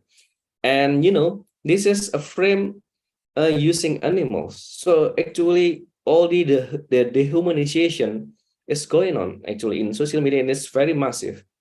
My colleague Ismail Fahmi, that in the picture I have shown you, is the expert on digital analysis. He spent his master and his PhD for creating a tool to analyze the social media using the natural language programming. So he could crawl There are millions of conversations starting from 2014. The words Cebong and Kampret in the internet, and that's where the polarization started, and it continued in 2019, right? The same candidates, the same campaign modes using the social media propaganda as well. And there's propaganda Jokowi as communist, anti-Islam, as well as propaganda to Prabowo as well, actually, that that his son, for instance, is a gay, and his personal life was also uploaded there. So and based on my research together with my my colleagues from Amsterdam and Leiden, we found the cyber troopers behind them. So both from Jokowi camp and as well as from Prabowo camp. So first we examined the kind of the name of accounts on Twitter who spread, spread the campaign, what hashtag they used, and then we interviewed the people behind it. And the challenge, and this is a novelty because Oxford research, Oxford once published a paper in 2019 suggesting that social media propaganda was used in 80 countries in the world. Indonesia is one of them, right? They conducted the research based on actually content analysis or expert survey, but they never interviewed the cyber troopers themselves. And we managed to interview them, and we could get the information on who they are, what motivates them, who paid them, which politicians, how much they got paid, and so on and so forth. So so what we can tell from the story is that the cyber troop, there's an intention operation, influence operation to manipulate public opinion during the election that creates political polarization because the propaganda that they used. And as political theories rightly argue that if in the time of election the candidates use political polarization as propaganda, then at the end of the election the polarization will not go after the election is over. And it holds to be true in Indonesia. Even though later on Prabowo then joining the cabinet himself, but still polarization is still there, right? The sentiment of anti-Islam is there, as well as Cebong Kampret is still there too. So the question then is how we get the balance. But before we go there, I would like to show you some pictures just to give you a glimpse of data that we found. I will be very quick. Please give me just one moment. Yeah, here we go. This is the slides. Sorry that it's still in Indonesian because I have to access my other slides. This is the findings that we found, how the cyber troops looks like, the organizations, and the metamorphosis of cyber troops. I don't have time to explain it, of course. And this is the amount of salary that they got. We managed to interview 78 cyber troopers. Not all of them, telling us the amount of money that they got, of course, but around 20% of them, answered our question. The reason why they were willing to be interviewed was because, it's kind of coincidence, when I try to understand who are the people behind the accounts, and suddenly I'm a director in LPDGIS, and I ask my staff, hello, Mas, do you know friends that know cyber troopers or buzzers? And then he said to me, Mas, I was cyber trooper myself, and I was coordinator level. So he had a lot of friends there. That's why he then recruits other friends to be my researchers, and that's why I got this this story. If not, maybe I will take forever to know the people behind it. Just want to give you this kind of picture, Pak Leonard and friends. You know, Cica and Buaya. This is you know, this kind of content. Sebelah kanan ini, this is a table or struktur organisasi untuk meyakinkan bahwa di KPK ada Taliban. You know, the picture. You know, when you take a look at this kind of content, you will know immediately that this is not created by student who is being broken-hearted, right? Ini tidak dibuat oleh mahasiswa yang sedang patah hati gitu, sehingga dia iseng-iseng bikin seperti ini. No, this is created by professional, right? So this is tsunami of tweet. This is the one of the indication pembuatan konten yang profesional. Ini ciri-ciri manipulasi publik ya. Ada kuis untuk to make it viral, and fake account, robot and cyber is also there too. Influencers are involved. So this is the tsunami of tweet. You know, in 1 week there's 620 conversation on election on KPK and Taliban, just to give you some idea. And this is the kind of content to spread that KPK is Taliban. Now, why KPK was attacked? If you study Indonesia and the entire question body, you will learn that Welina Lim, Fiona Swana, and other scholars told an interesting story about, you know, KPK was defended by civil society, but in 2019 it was not, because at that time the deep story was that KPK was part of the Taliban, and they eat it. The media amplify it, and the media like Kompas also, you know, make a survey after this this campaign. Most of Indonesians agree that KPK should be revised. You know, the entire the law on KPK. So you're right, but that the polarization, you know, is very strong. It's very worrying. Now the next question would be, what can we do to moderate it? You know, Faiq has kindly read my biography that I am currently, you know, creating a coalition of Indonesian civil society, 12 of us. The name is Koalisi Damai, Koalisi Demokrasi dan Moderasi Ruang Publik Digital. So democratization and moderation of digital public sphere in Indonesia. And basically, we would like to, you know, struggle for creating the public sphere, which the content is not false, fake news, hate speech, you know, identity politics, and so on and so forth.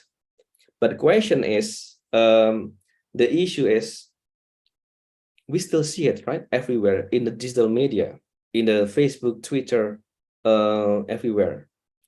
So the question is, who should be held responsible for this? There are hoaxes and hate speech in social media approaching election. Who should be held responsible for this?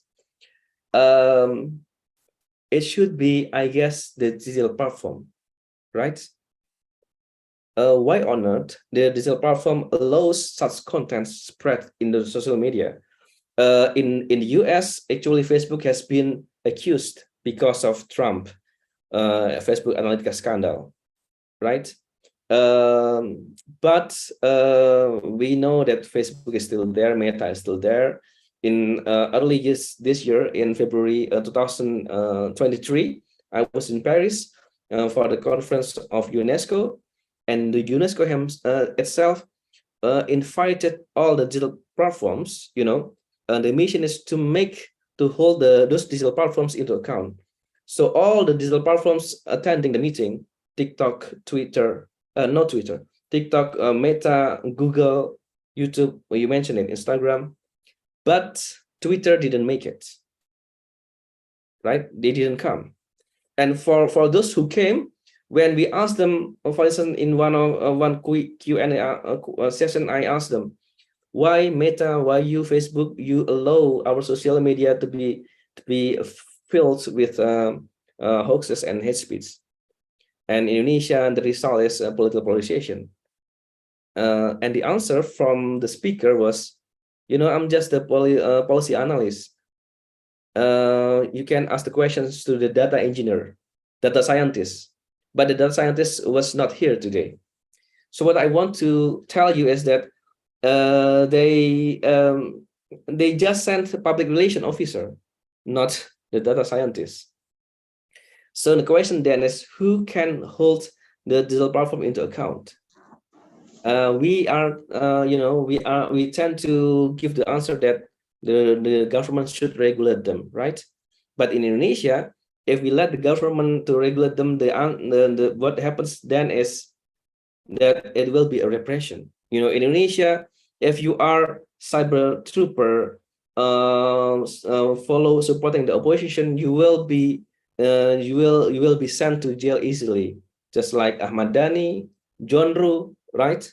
But people who supported the government, even though they also spread hate speech, and fake news, many names, like DS, and so on and so forth. I will not mention the names. They're still there. So we cannot give this role to the government as well. We need what I suppose in my coalition, we believe that we need a social media council consist of academics, civil society, activists to moderate the content in the digital platform, and but this coalition must be given power to bring together the digital platforms as well as the government to sit together to discuss about how to do it in the best way to to moderate our digital platform without violating human rights standards. So there will be what we're trying to do right now, Pak Leonard. Okay, That will be my thank answer. you. Thank you, Pak Wija. So we have unfortunately reached the end of the panel session. After this, Nice. we will have a brief 10-minute break. And after that, we will have a breakout session. Because this is the last session, the students and the participants will be given, they have a task to make commentaries on the materials of this summer course. So if the speaker, if either speaker would like to go inside those breakout sessions to maybe discuss their presentations or to ask the participants questions, it would be very welcome. So we will have a 10-minute break. So I will give I will yield the floor to the MC. So yes, thank you. All right, thank you, Mr. Faiq, for moderating the session, and also thank you so much for Mr. Wijayanto and Dr. Leonard for the very insightful presentation. I really can't wait for the further discussion with all the speakers. Yes, correct, Fatih. I think the material is very enlightening, combined with the wonderful presentation from both of the speakers. I believe that all of the students here, including me, have gained many new knowledge and insights about politics and democracy, especially in Indonesia. Friends, we actually have been here for 1 hour, and the time shows it is already 4:58 p.m. Indonesia time. As Mr. Faiq said earlier, since the majority of us came from Indonesia also, let's take a break for Asar prayer. The break time, as Mr. Faiq said, will be 10 minutes, and the session will start again on approximately 5:10 p.m. Indonesia time. So let's have some short break. Thank you. Thank you. Let's have some short break, guys. Thank you. So we are expected to stay here, right? If I understand correctly, or we can leave. Stay here, sir. Yeah. Oh, to have break too with you guys. Okay. Yep. Okay. I will do.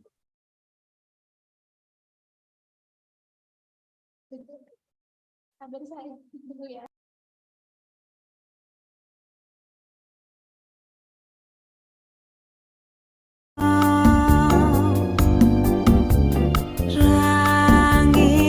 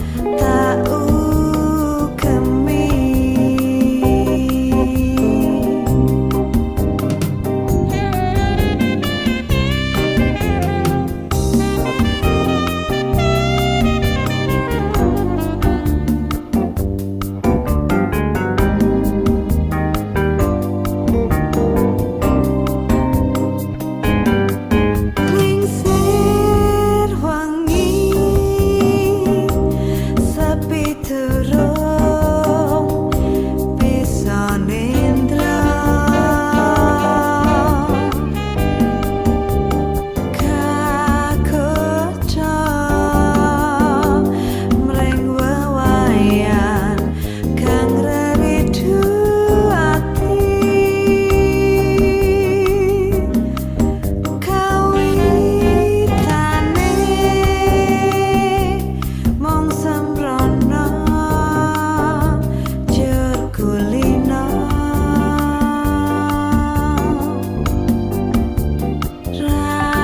rangira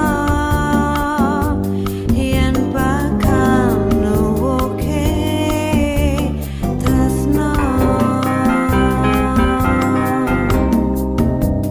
nanging dutipane aku dhewe kang nemai nandang pronto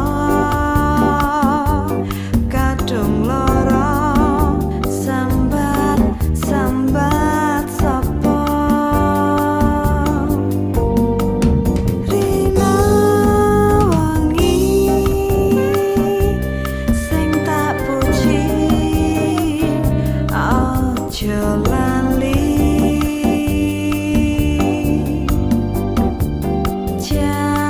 janjine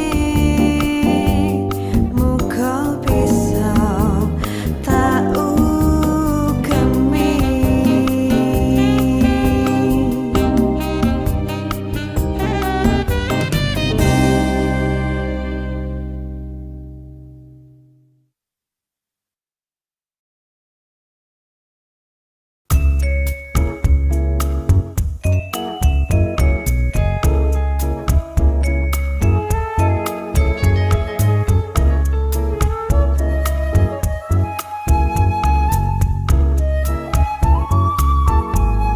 saya wangi rasa sepi jroning ati aku kelingan mring sliramu nate ninggal janji wis setahun tak enteni ora bali sedih hatiku yen sliramu lali janji suci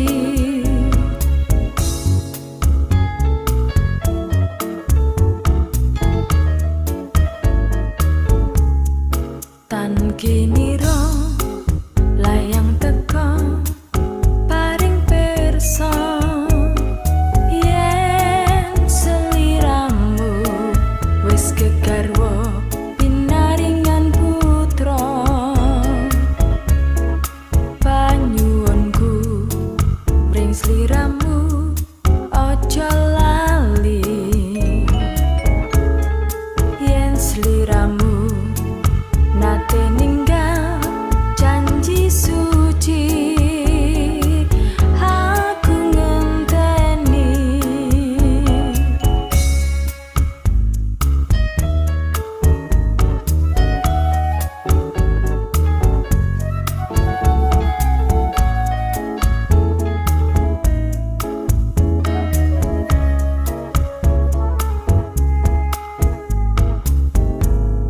saya wangi rasa sepi jroning ati aku kelingan mring sliramu nate ninggal janji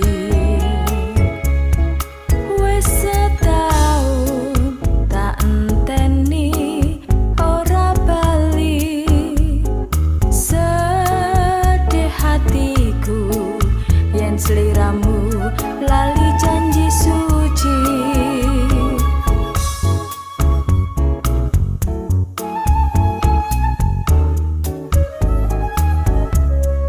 tan kiniro layang teko paring pirsa yen sliramu wis kegarwa pinaringan putra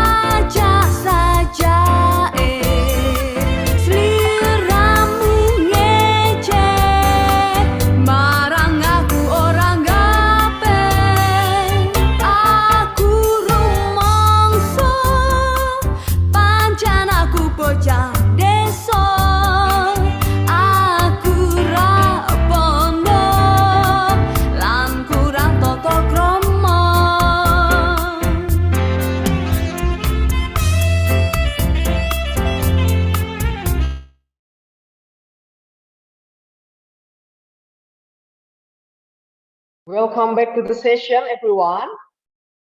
Okay, so as we already mentioned and informed you yesterday, that today's breakout room will be used as a consultation platform regarding your final project in IRUD Summer Course 2023.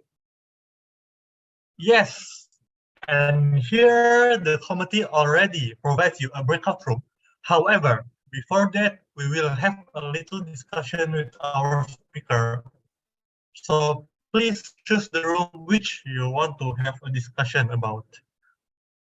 That's right. And in addition, the committee will assign you to the breakout room after the discussion and please maximize the time to make sure you are fully understand about your own final project. Also, the consultation session in the breakout room will be 35 minutes long. Have a nice consultation in the breakout, everyone.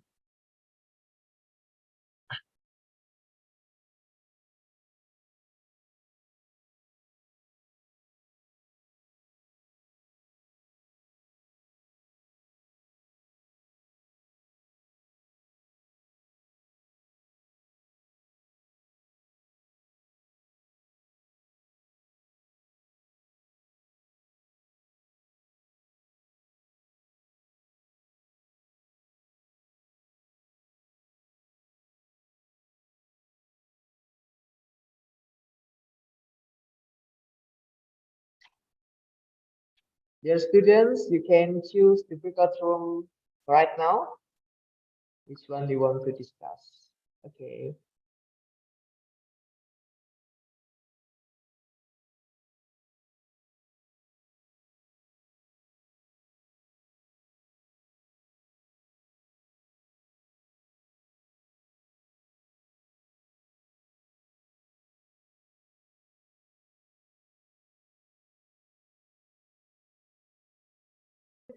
Dear students, you can also join to the breakout rooms too, which is with Mr. Wija. So not only with Dr. Leonard, but also with Mr. Wija. Thank you.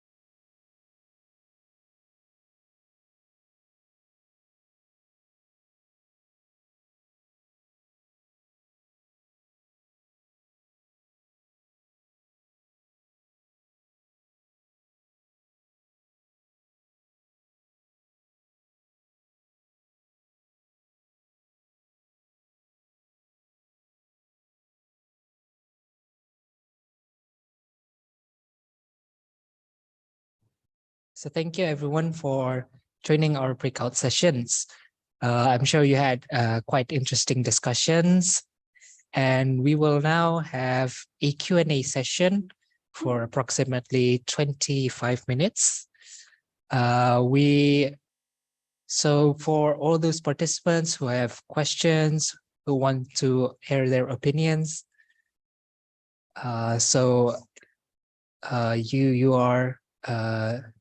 you may type your questions, or you may speak them directly. So we already have 2 questions from Alfian Morrison. Excuse me, sir, I would like to inquire about the correlation between the phenomenon of aliens or UFOs and the democratic political system in Indonesia, as this topic has recently been gaining attention. Below are my 2 questions around this matter. Considering the intricacies inherent in these multifaceted subjects like the 1998 case and reformation, how can the government adeptly navigate the intricate balance between ensuring the preservation of national political security interests and upholding the unimpeded exercise of citizens' fundamental rights to free speech and expression during their participation in discourses concerning topics pertaining to alien forces, UFOs, and Illuminati conspiracy theories? Second is, how do the portrayals of extraterrestrial phenomena in internet media and cultural contexts intersect to shape the political formation of social identities and group democracy affiliations? And to what extent do these intricate identity dynamics influence individuals' adherence to conspiracy theories, such as the Illuminati narrative, and their perspectives on political legitimacy within democratic systems in Indonesia? So 2 questions. I assume these questions are directed to both speakers, to both Pak Leonard and Pak Wijay. So maybe we would have an answer for Prof. Leonard, maybe? Wow, I think this is actually a question more for Pak Wijayanto. I'm sorry. Can you hear? Can you hear me? Hello, can you hear me?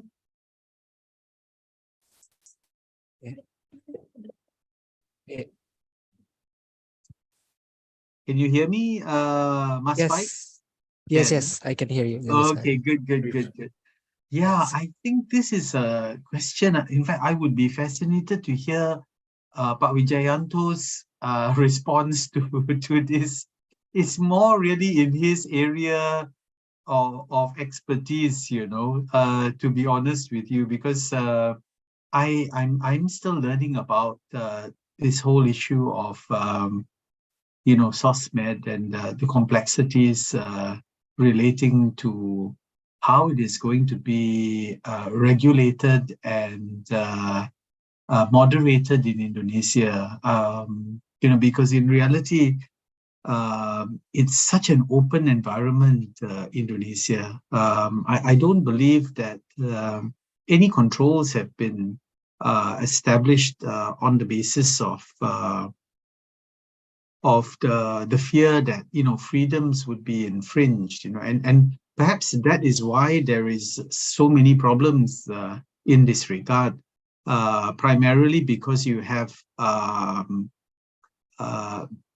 oppositionist forces, right, putting out specific type of rhetoric, and then you have the counter coming from the government through paid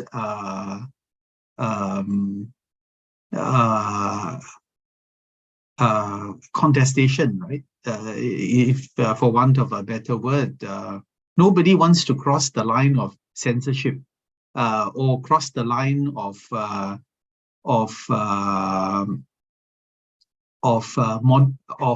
well, you know, I guess control maybe is the word I'm looking for here. And as a consequence of that, right, you have a rather dysfunctional and social media environment in Indonesia. The question is how to moderate it, you see. Yeah, in Singapore, we have, you know, POFMA and a few other instruments that have been put in place. Controversial, actually. I wouldn't say that these are completely accepted by the community as a whole. But we do admit that it is an imperfect environment out there. And something has to be done, primarily because the platforms will not moderate hate speech, neither will they moderate falsehoods and hoaxes, and more importantly, hate speech, you know. I mean, so the problem is, how do you build that? How do you build those structures or that act as filters without infringing on the sort of rights that Indonesians now enjoy and can express, you know, through this one medium? I mean, I think in our breakout session, I think there was a very interesting question about interesting point made about legislators, right, and holding legislators accountable for and in reality, right, how easy is it to meet a legislator? But you can actually raise these issues more openly through the social medium dimension, and it's a very empowering medium in that regard in terms of making a democracy function.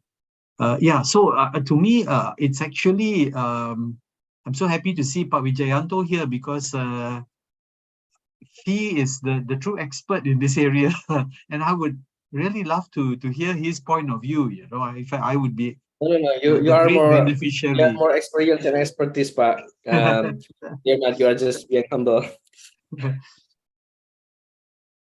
Yeah. Maybe we can invite Pak Wijayanto. I mean, in terms of his own ideas regarding, you know, the desire to form a coalition of like-minded people who would act as a force of moderation. You know, I mean, some of these questions actually relate to it, to your aspirasi lah, Pak Wijayanto. I wonder whether you can share maybe more detailed information about how you plan to organize something like this. Yeah. Okay. So in terms of content moderation, but before we go there, first of all, I would like to remind you the big question to students, yeah, that Pak Leonard rightly proposed, which is perubahan or kelanjutan. You know, this is the questions not just to all of you guys, but also to me, but also to this nation. Actually, you want perubahan atau kelanjutan, even though I will answer that actually we only have two strong candidates and put our president's men. So we like to joke that we only got option to choose between coffee and tea. Right? There is no, for instance, orange juice or strawberry juice, which is more healthy. And even though there's Anies Baswedan indeed, but you know, he's still threatened that he might not be able to run for presidency because, you know, he has a lack of support. And we notice before our eyes, yeah, we see it very clearly how Partai Nasdem is already got so many attacks, you know, because of nominating Anies. And since then, Anies was not very much campaigning, you know, at the end of the year, he was so motivated, but then we heard nothing. So I'm afraid that you know, the story of Indonesia will be about, you know, all president's-men, and not that I support Nasdem or I support Anies, but you know, we need opposition. to make our democracy healthy, and we don't have it. We didn't have it back then, and we are trying not to have it again in the long run. And that's why political scientists we theorize about oligarchy as well as a political cartel, cartel and politics, which basically the winner will the election is merely about the circulation of elites, not about the fate and destiny of the people, right? While Pak Leonard is correct about the importance of harmony in Indonesia, but we also shall not forget the issue of economic disparity in Indonesia. We are not as prosperous as Singapore, and we don't enjoy economic equality like in Singapore. There are a lot of still many of our citizens who live in poverty. That's a lot of questions that remains unaddressed. Now, I want to share a story that in 2012, I guess, or 2013, there was an Indonesianist, Ben Anderson, who came to Amsterdam, and I still remember his word vividly about the importance of healthy public sphere that is free from hoaxes and speech and hate speech. He said that correct information is like the oxygen for democracy, because in the basis of that correct information, the citizen will decide who to choose during the election, right?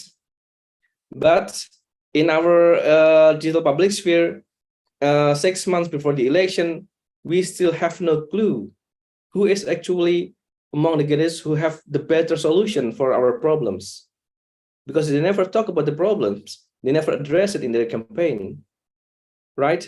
What we see instead is hoaxes, hate speech, identity politics, spread in our digital public sphere. So, we're building coalition indeed of civil society to try to moderate the digital public sphere, but the coalition is just born, and actually not much we can do approaching the 6 months election. Of course, not to say that we give up not doing anything. We try to do our best. Not long ago, I think last month, we conducted meetings between digital platforms in Jakarta, high-level meeting between digital platforms, TikTok, Meta, Twitter. They all came, as well as KPU, and then Bawaslu, so the government representative, as well as UNESCO, to discuss about what can we do to make sure that our social media is free from hoaxes and speech and hate speech approaching the election. And we ask the commitments from all of them to not using to make sure that they do the content moderation, but with respect to human rights. And we actually our coalition, we would like to bring the politicians on the table to sit on the table together with us, to kind of signing letter of agreement that we will not use that kind of propaganda, social media propaganda, because the cost will be very, very expensive for the country. And that's still in the agenda of the coalition. Tonight we will have a meeting to discuss further the detailed program for that. So actually, there's a lot of homeworks for us. We need to strengthen the civil society, and as well as the journalism, the media, because those are the works that I believe, or I don't believe that political elites will work on, as well as the digital platforms. We have to, we have to encourage, the civil society, the journalists, and the mass media to initiate such agenda. That will be my my comments. That's my comments, not as academics, but as an activist as well. So a lot of them was in our hands, I guess, Pak Leonard. But thank you for your inspiration as well. Thank you, Pak Wijayanto. Mas Faiq, may I just comment a little bit on Pak Wijayanto's Of course. Yes, position? of course. Yes. Actually, Pak Wijayanto, that's one of the big, you are raised a very important point there that I think we hopefully can think about in terms of long-term research collaboration as well, because it would enable us to understand better the arus bawah in Indonesia. I think one big question that I would, which I have no answer for right now is the issue of large groups of people being excluded, from the political process in Indonesia. I mean, if we look at what is going to happen right now, I mean, it is very much a sort of very much a nationalist sort of consolidation, right? I mean, if we think in terms of the nature of the bifurcation of the political environment in Indonesia, right? You have, of course, the nationalist element on the one side and then the Islamic element on the other side, right? And for as long as you have a situation where one large group is always going to be excluded from the process, right? I mean, I suppose one would say, well, that's not true. NU is also Islam and is part of the nationalist kelompok, so Islam is not excluded, right? But I think we have seen over the years with, the Aksi Bela Islam and, a wide range of other, different Islamic kelompok, that there is no representation of that group, and that's we don't really know also in terms of even our own understanding as to how really big these groups are, and for as long as you have this kind of exclusion of groups like this in the system, how can the system be stable?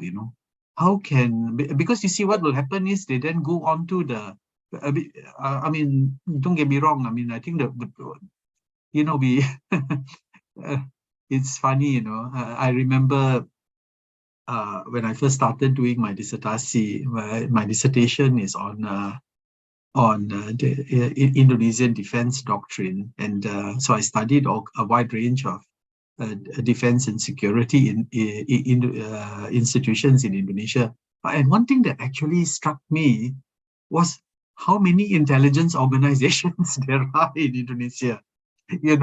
And I read this very interesting expose from Tempo on Indonesia being a negara intel, and so, it's quite widespread, the kind of repression that can take place in a country like Indonesia, even after reformasi, So I keep always wondering if this continues, then the movement of all these people into the social media sphere becomes very problematic, and you see the contestation happening there. I mean, you see some contestation on the ground as well, but maybe kerusuhan is managed primarily because of the strong security presence, So all this actually then moves into the cyberspace, right?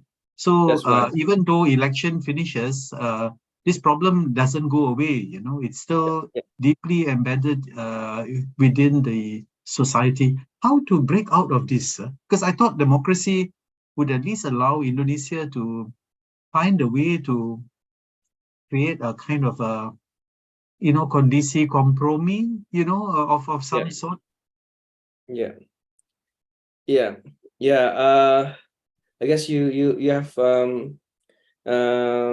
have made the right point there, that there's an inclusion for some groups, but I also want to add that along with the problems of exclusion in terms of identity, we also have the problem of exclusion in terms of class. I mean economic class. They are never discussed in the election, right? I spent 6 years in the Netherlands myself, and and they have the concept of welfare state, so they are very good very good in addressing to make sure that the lower class still have a decent living. I remember I have a neighbor, 70 years old. He's jobless, but he could live well. He can live well until now because the subsidy to this kind of person, right? So the economic disparity in the Netherlands is not as massive as in Indonesia, and that's also another question that is remain unaddressed. And I don't know, but I always think that in the problem of identity, underlying it is about economy, right? If, for instance, people with Islamic background with a lower economic I'm sorry, Pak Wija. Sorry, our time is time is over. up. I'm sorry. Okay. I'm really sorry. It's already bad. Sorry. Yeah. Okay. I'm really sorry. That will be my point. To add also the problems of economic problems. Yeah. Okay. The role. Thank you, Prof. Leonard and Pak Wijay also. So we've reached the end of our this session of the summer course, and maybe we would have closing remarks from each of the speakers.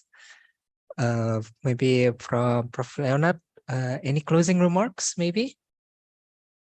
Not really. I think I feel I've learned a lot actually during this time. I'm so glad for Pak Wijayanto's presence here, because the topics that he spoke about are very critical, to the future stability of Indonesia. How Indonesia addresses it is going to be, I think we are going to all learn from it, primarily because Indonesia will aim to try to bring moderation to its approach, which will be very beneficial for all multi-racial, multi-ethnic societies. How do we manage our societies and manage, the new social environment with a wide range of new challenging dynamics. Social media is one element, but artificial intelligence will be another sometime down the line, but it is coming. And of course, we have a completely new strategic environment that we need to bear in mind. But I don't want to, us to end on a negative note, in this sense. I think I like to always, I'm very disappointed sometimes whenever I look at what is happening in the United States. It is a society that I always look up to and have always thought that, it would remain the way I always thought it would. But I think this is one of the great challenges, is actually the challenges we see in many of these democratic societies. The type of dynamics that now take place. But I feel that if we go back to the US, the preamble to the US Constitution, I always like that. We, the people of the United States, in order to form a more perfect union. I think that is it. You see. How do we find, we must always work towards that perfection. That there is no such thing as perfection in a political system. That is why I always keep trying to look for what's that balance that can be found. And I think Pak Wijayanto is now and his coalition is now trying to find that balance. From what we saw in the Suharto era, where you can adopt a lot of simplistic methods, but these are not going to bring about a progressive society. So how can we work together, and evolve a progressive structure, to deal with all these complexities? Yeah, sorry, I said I wouldn't make a long statement. I ended up making one, but you have to forgive me because yeah, Indonesia is such a wonderful subject to study. You know, I'm always grateful for the opportunity whenever I'm invited to talk about Indonesia. So yeah, thank you very much. Okay, so to Pak Wija, any closing remarks? Thank you, Yeah, Prof. it will Leonard. not be long. It will be just 3 points. The first point is I learned that Pak Leonard is very good at making me asking me very stimulating questions that making me speak very long, and I'm sorry for that. But he really has a very nutritious food for thought. Thank you for that, Pak Leonard. I really appreciate and happy to meet you today. The second thing is the idea. I guess the main message from Pak Leonard is that we have to find our own democracy, right? We have to find the balance. And I agree with that we have to find the theory of democracy according to the Indonesians. Because if we talk about this, now I talk as an academics, the theory on democracy, on politics in Indonesia is dominated by foreigners. So I guess we're waiting for the generation of young scholars like Faiq and also students here to later on in the future, we will dominate the story about Indonesia, right? And the last one, despite my, my sounds pessimistic pictures or murky pictures because of the research that I've conducted, I'm also an activist, and I always remember Gramsci who once said that even though I'm a pessimistic intellectual, but I'm optimistic in the heart. So I will end it with a quote from Hatta, who say that jangan pernah berputus asa untuk mencintai bangsa ini. Ya, hanya ada satu negara dan dia tumbuh dari perbuatan dan perbuatan itulah perbuatanku. So I guess lot of formulas for 2024 elections, but let's see.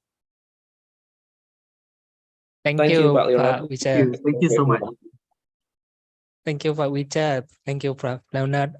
Thank you for the closing remarks. I will now yield the floor to the MCs. So thank you, everyone, for attending this session. We hope you had a fruitful discussion. Thank you. Thank you. Thank you, everyone. Bye-bye. Can we Ladies leave? and gentlemen, Not yet. we Yes. finally have reached the end of the event. Thank you so much to Mr. Wijayanto and Dr. Leonard for the insightful presentation. And thank you to Mr. Mohammad Faiq for leading the discussion session. Yep. However, before we close today's agenda, we will take documentation together. So please, for everyone, turn on your camera and give us your best smile. We will waiting for everyone to turn on the camera in 1 minute. Okay, please turn on your camera and give your best smile. You ready?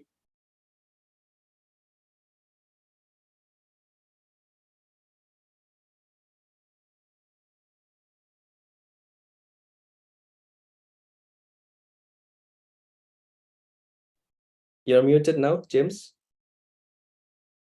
Okay, so the committee is ready. Are you ready, the committee?